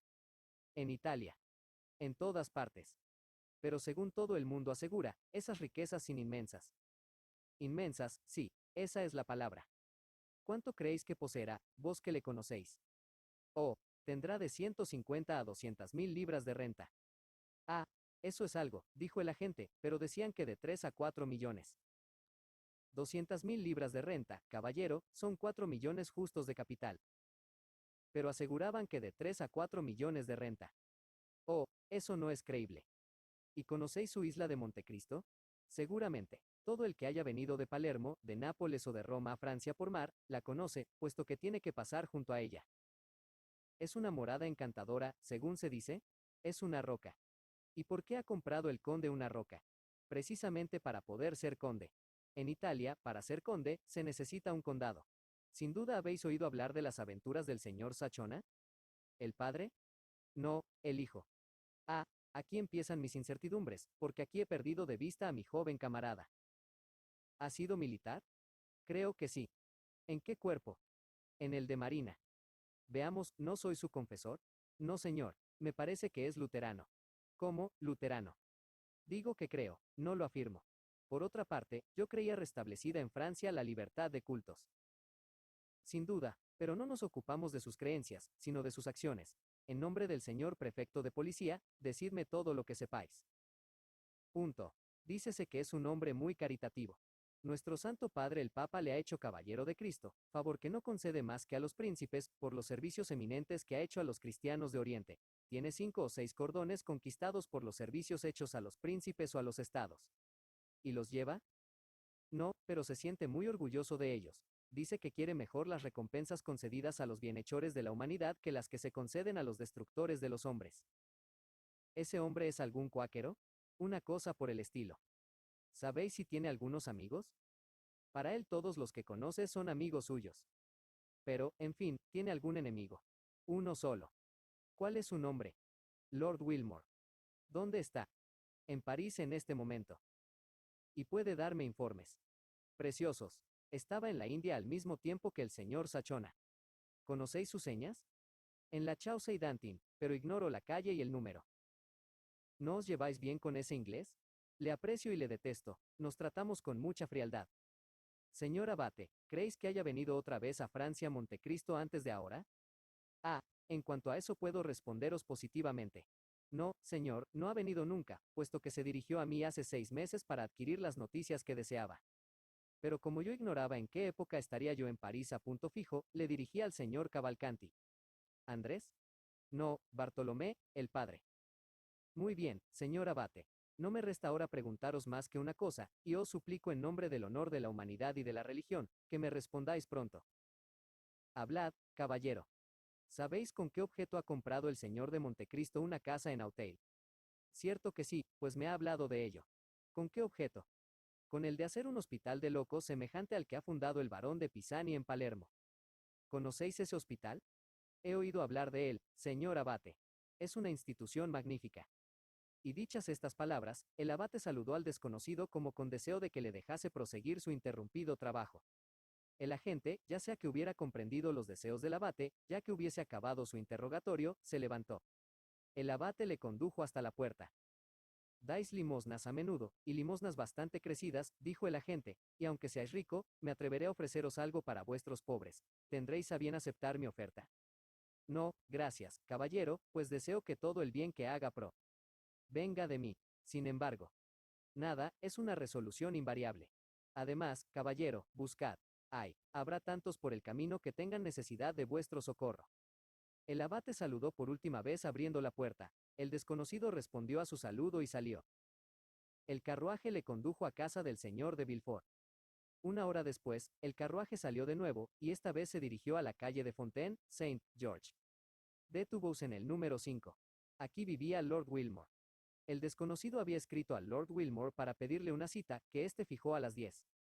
Así, pues, como el enviado del prefecto de policía llegó a las 10 menos 10 minutos, le respondieron que Lord Wilmore, que era sumamente puntual, no había vuelto todavía, pero que volvería a las 10 en punto. El desconocido aguardó en el salón. Este salón nada tenía de notable, y era como todos los salones de las fondas. Una chimenea con 2 jarrones de sips modernos, un reloj con un cupido extendiendo su arco, un espejo roto en 2 pedazos. A cada lado de este espejo 2 grabados representando el uno a Homero con su guía, el otro a Belisario pidiendo limosna. Un papel gris. Sillería de paño en encarnado labrado de negro. Tal era el salón de Lord Wilmore. Estaba iluminado por globos de cristal deslustrado que esparcían un débil reflejo muy a propósito para la fatigada vista del enviado del prefecto de policía. Después de esperar 10 minutos, el reloj dio las 10. A la quinta campanada se abrió la puerta y apareció Lord Wilmore. Era este un hombre más alto que bajo, con unas patillas pequeñas y rojas, la tez blanca, y los cabellos también rojos. Vestía con toda la excentricidad inglesa, es decir, que llevaba un frac azul con botones de oro y un cuello sumamente alto, un chaleco de casimir blanco y un pantalón de nanking, 4 pulgadas más corto de lo regular, pero al que unas trabillas de la misma tela impedían que llegase a la rodilla. Las primeras palabras que pronunció al entrar fueron estas. Ya sabéis, caballero, que yo no hablo francés. Sé al menos que no os gusta nuestro idioma, respondió el enviado del prefecto de policía. Pero vos podéis expresaros en esa lengua, repuso Lord Wilmore, porque si yo no la hablo, la comprendo. Y yo, respondió el enviado del prefecto cambiando de idioma, habló el inglés con bastante soltura para sostener la conversación en esta lengua. No os incomodéis, pues, caballero. Ah, yo, exclamó Lord Wilmore con esa entonación que no pertenece más que a los naturales de la Gran Bretaña. El desconocido presentó a Lord Wilmore su carta de introducción. Este la leyó con esa flema particular de los ingleses, y así que hubo terminado su lectura. Comprendo, dijo el inglés, comprendo perfectamente. Entonces empezaron las interrogaciones. Fueron poco más o menos las mismas que las que había dirigido al abate Busoni. Pero como Lord Wilmore, en su calidad de enemigo del conde de Montecristo, no tenía tanta reserva, fueron más extensas. Contó la juventud de Montecristo, que había entrado a la edad de 10 años al servicio de uno de esos pequeños soberanos de la India que hacen la guerra a los ingleses. Allí se encontraron y combatieron uno contra otro. En aquella guerra Sachona fue hecho prisionero, enviado a Inglaterra y arrojado a presidio, de donde se escapó a nado. Luego empezaron sus viajes, sus duelos, sus pasiones. Entonces aconteció la insurrección de Grecia, y sirvió en las filas de los griegos. Mientras estaba a su servicio, descubrió una mina de plata en las montañas de Tesalia, pero se guardó muy bien de hablar a nadie de tal descubrimiento. Después de Navarino, y así que hubo consolidado el gobierno griego, pidió al rey Otón un privilegio para explotar aquella mina, el cual se lo concedió. De aquí provenía aquella inmensa fortuna, que según Lord Wilmore, podría ascender a 1 o 2 millones de renta, fortuna que podía agotarse de repente, si la mina dejaba de producir. Pero, preguntó el desconocido, ¿para qué ha venido a Francia? Ha venido a especular en los caminos de hierro, dijo Lord Wilmore, y después, como es hábil químico y físico no menos distinguido, ha descubierto un nuevo telégrafo cuya aplicación prosigue. ¿Cuánto gastará al año? Preguntó el enviado. Oh, 500 o 600 mil francos a lo sumo, dijo Lord Wilmore, es avaro. Era evidente que el odio hacía hablar al inglés, y no teniendo nada que achacar al conde, le acusaba de avaro. ¿Sabéis algo de su casa de Auteuil? Sí, señor. Y bien, ¿qué sabéis? ¿Querréis decirme con qué objeto la ha comprado? El conde es un especulador que seguramente se va a arruinar en pruebas y descubrimientos. Ha creído que hay en Auteuil, en los alrededores de la casa que acaba de adquirir, una corriente de agua mineral que puede rivalizar con las de Bagneres, de Luchón y de Cauterest. Quiere hacer de su adquisición un Bad Haus, como dicen los alemanes. Varias veces ha mandado ya remover la tierra de su jardín para encontrar la famosa corriente de agua, y como no la ha descubierto, no tardará en comprar las casas de los alrededores. Ahora, pues, como yo le detesto y ando buscando una ocasión de burlarme de él, le observo para ver si se acaba de arruinar un día a otro con ese descubrimiento y otras especulaciones, lo cual tiene que suceder de todos modos. ¿Y por qué le detestáis? Preguntó el desconocido. ¿Por qué? Porque al pasar por Inglaterra sedujo a la mujer de uno de mis amigos. ¿Y por qué no os vengáis? Ya me he batido 3 veces con él, dijo el inglés, la primera vez a pistola, la segunda a espada y la tercera a sable. Y el resultado de esos duelos ha sido que la primera vez me rompió un brazo, la segunda estuvo a punto de atravesarme el pulmón, y la tercera me hizo esta herida. El inglés bajó el cuello de su camisa, que le llegaba a las orejas, y mostró una cicatriz, cuyo color rojo indicaba que no había sido hecha hacía mucho tiempo. De suerte que le detesto hasta más no poder, repitió el inglés, y seguramente morirá a mis manos. Pues según veo no lleváis el mejor camino, dijo el enviado del prefecto. Ah, yo, dijo el inglés, cada día voy al tiro, y cada 2 días viene a mi casa Grisier. Esto era cuanto quería saber el desconocido, o más bien lo que parecía saber el inglés. El agente se levantó, y se retiró después de haber saludado a Lord Wilmore, que por su parte le respondió con la gravedad y cortesía que son peculiares de los habitantes de su país. Lord Wilmore, después de haber oído cerrar la puerta de la calle habiendo dado paso a la gente, entró en su gabinete donde en menos de 2 minutos desaparecieron sus cabellos rubios, sus patillas rajas y su cicatriz, para dar lugar a los cabellos negros, a la blanca tez y los dientes de perla del conde de Montecristo. Verdad es que tampoco fue el enviado del prefecto de policía quien entró en casa de Villefort, sino el señor de Villefort en persona. El procurador del rey quedó algo tranquilizado con esta doble visita que nada le había revelado de seguro, pero que, sin embargo, le hizo dormir con algún sosiego después de la comida de Auteuil. Capítulo sexto, el baile. El verano había llegado a su punto más caluroso cuando llegó el sábado designado para el baile del señor de Morcerf. Eran las 10 de la noche. Los corpulentos árboles del jardín de la casa del conde se destacaban vivamente sobre un cielo en que se deslizaban, mostrando un inmenso manto azul sembrado de estrellas doradas de oro, los últimos vapores de una tempestad que había rugido amenazadora durante todo el día. En los salones del piso bajo se oía una música estrepitosa. sucedíanse los valses a los galopes, mientras numerosas y deslumbradoras ráfagas de luz penetraban en el jardín a través de las persianas. En este momento, el jardín estaba a merced de una docena de criados, a los que la dueña de la casa, tranquilizada en cuanto al tiempo, cada vez más sereno, había dado orden de disponer la mesa para la cena. Hasta entonces se vacilaba entre cenar en el comedor o debajo de una larga tienda de cutí que se había erigido en una verdadera alameda. Aquel hermoso cielo sembrado de estrellas acababa de decidir el pleito en favor de la tienda y de la alameda. Las calles del jardín se habían iluminado con faroles de colores, como se acostumbra en Italia, y estaban cargando de bujías y de flores la mesa, como se hace en todos los países donde se comprende un poco este lujo de mesa, el más raro de todos cuando se le quiere completo. Cuando la condesa de Morcerf entró en los salones, después de dar sus últimas órdenes, empezaban estos a llenarse de convidados atraídos más por la encantadora hospitalidad de la condesa de Morcerf que por la posición distinguida del conde, porque todos estaban seguros de antemano de que aquella fiesta ofrecería algunos detalles dignos de ser contados. La señora Danglars, a quien los sucesos de que hemos hablado habían inspirado profundas inquietudes, vacilaba en ir a casa de la señora de Morcerf, cuando se encontró por la mañana su carruaje con el del señor de Villefort. Villefort le hizo una seña, los dos carruajes se habían acercado, y a través de las portezuelas entablaron el siguiente diálogo. «¿Vais a casa de la señora de Morcerf, no es verdad?», preguntó el procurador del rey. «No», respondió la señora Danglars, «me encuentro aún muy afectada». «Hacéis mal», repuso Villefort con una mirada significativa, «sería importante que os viesen en ella». «Ah, ¿lo creéis así?», preguntó la baronesa. «Sí. En tal caso, iré». «¿Qué queréis decir?». «Quiero decir que esto marcha muy bien», repuso el vizconde riendo, «y que ya me han preguntado 17 veces por él. Diablo con el conde. Ya le daré mi parabién». «¿Y a todo el mundo respondéis lo mismo que a mí?».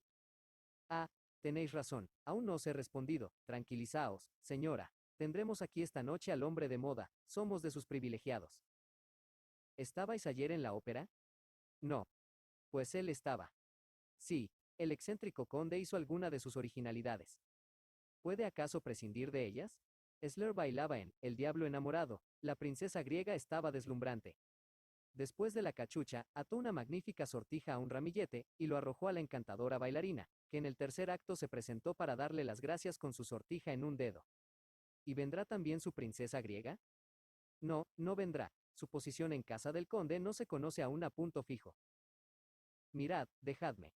Ide a saludar a la señora de Villefort, dijo la baronesa, veo que está deseando hablaros.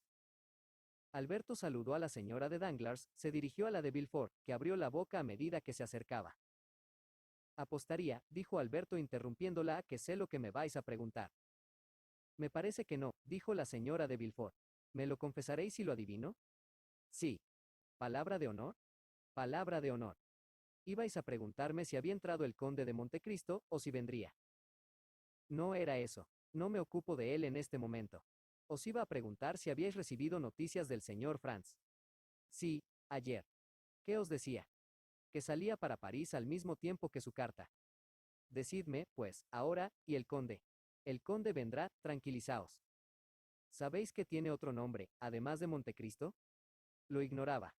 Montecristo es un nombre de isla, y él tiene un nombre de familia. No lo he oído pronunciar. Pues bien, yo estoy más enterada que vos, se llama Sachona. Es posible. Es maltés. Muy posible también. Hijo de un armador. Oh, os aseguro que debíais referir esas cosas en voz alta, tendríais el éxito más feliz. Ha servido en la India, explota en la Tesalia una mina de plata, y viene a París para abrir en Auteuil un establecimiento de aguas minerales. Bien, enhorabuena, dijo Morcerf, buenas noticias. ¿Me permitís que las repita por ahí? Sí, pero poco a poco, una a una, sin decir que yo os las he contado. ¿Por qué? Porque es un secreto. ¿De quién? De la policía. Entonces esas noticias corrían. Ayer noche, en casa del prefecto. Todo París se había conmovido, como sabéis, a la vista de ese lujo inusitado, y la policía obtuvo informes. Bien, solo les falta prender al conde como un vagabundo, so pretexto de que es demasiado rico. A fe mía, os aseguro que eso le habría podido suceder, si los informes no hubieran sido tan favorables. Pobre conde. ¿Y sospecha el peligro que ha corrido? Creo que no. Entonces es una obra de caridad advertírselo. En cuanto llegue, no dejaré de hacerlo. En este momento, un gallardo joven de ojos negros y vivos, de cabellos negros, de negro y lustroso bigote, fue a saludar respetuosamente a la señora de Villefort. Alberto le estrechó una mano. Señora, dijo Alberto, tengo el honor de presentaros al señor Maximiliano Morrel, capitán de Spies, uno de nuestros mejores y más distinguidos oficiales. Ya he tenido el gusto de encontrar a este caballero en Auteuil en casa del conde de Montecristo, respondió la señora de Villefort, volviéndose con marcada frialdad. Esta respuesta, y sobre todo, el tono con que fue pronunciada, dejaron helado a Morrel, pero le estaba preparada una compensación. Al volverse vio en el quicio de la puerta un hermoso y blanco rostro, cuyos ojos azules, dilatados y sin expresión aparente, se fijaban en él mientras el ramillete de jazmines subía lentamente a sus labios. Fue tan bien comprendido este saludo, que Morrel, con la misma expresión de mirada, acercó a su vez su pañuelo a la boca, y las dos estatuas vivas, cuyo corazón latía con tanta violencia bajo el mármol de su rostro, separadas por toda la longitud de la sala, se olvidaron un instante o más bien olvidaron el mundo en aquella muda contemplación. Habrían podido permanecer más tiempo de este modo, perdidas una en otra, sin que nadie notase su olvido de cuanto los rodeaba, pues el conde de Montecristo acababa de entrar. Como hemos dicho anteriormente, el conde, fuese prestigio ficticio, fuese prestigio natural, llamaba la atención en todas partes donde se hallaba. No era su frac negro, sencillo y sin condecoraciones. No era su chaleco blanco sin ningún bordado. No era su pantalón, de cuyo botín salía un pie de la forma más delicada, los que llamaban la atención. Eran, sí, su blanca tez, sus cabellos negros y rizados ligeramente, su rostro sereno y puro, sus ojos profundos y melancólicos, en fin. Su boca dibujada con una delicadeza maravillosa, y que sabía tomar tan fácilmente la expresión del mayor desdén, lo que hacía fijar en él todas las miradas. Podía haber hombres más apuestos, pero seguramente no los habría más significativos, permítasenos esta expresión, todo en el conde quería decir algo y tenía su valor, porque la costumbre del pensamiento útil había dado a sus facciones, a la expresión de su rostro, y a sus gestos insignificantes, una flexibilidad y una firmeza incomparables. Y además, el mundo parisiense es tan raro, que no hubiera dado a esto ninguna importancia, si no hubiese habido debajo de todo ello una historia dorada por una inmensa fortuna. Finalmente, el conde se adelantó bajo el peso de las miradas y a través de los saludos, hasta la señora de Morcerf, que estaba en pie delante de una chimenea. Le había visto en un espejo que estaba frente de la puerta y se preparó a recibirle. Volvióse hacia él con una sonrisa encantadora, y en el momento en que se inclinaba delante de ella. Sin duda creyó que el conde le iba a hablar. Sin duda el conde por su parte creyó que iba a dirigirle la palabra, pero ambos permanecieron mudos, y después de saludarse mutuamente, el conde de Montecristo se dirigió hacia Alberto, que corría hacia él con la mano abierta. ¿Habéis visto a mi madre?, preguntó Alberto. Acabo de tener el honor de saludarla, dijo el conde, pero no he visto a vuestro padre.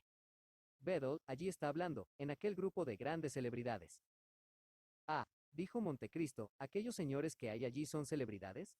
No sabía nada. ¿Y de qué género? Hay celebridades de toda especie, como sabéis. Allí tenéis primeramente un gran sabio, aquel señor alto y flaco. Ha descubierto en la campiña de Roma una especie de lagarto que tiene una vértebra más que los otros, y ha venido a participar este descubrimiento al instituto. Al principio hubo sus disputas. La vértebra causó mucha sensación en el mundo erudito. El señor alto y flaco no era más que caballero de la Legión de Honor y le nombraron oficial. Enhorabuena, dijo Montecristo, esa es una cruz perfectamente merecida. Entonces, si encuentra una segunda vértebra le harán comendador. Es probable, dijo Morcerf. Y aquel otro que ha tenido la feliz ocurrencia de ponerse un frac azul bordado de verde, ¿quién podrá ser? La ocurrencia no fue de él, sino de la República, la cual, como sabéis, era tan poco artista que, queriendo dar un uniforme a los académicos, suplicó a David que les dibujase un traje. Ah, ya, dijo Montecristo. ¿Con que ese caballero es un académico? Hace 8 días que forma parte de la docta corporación. ¿Y cuál es su mérito, su especialidad?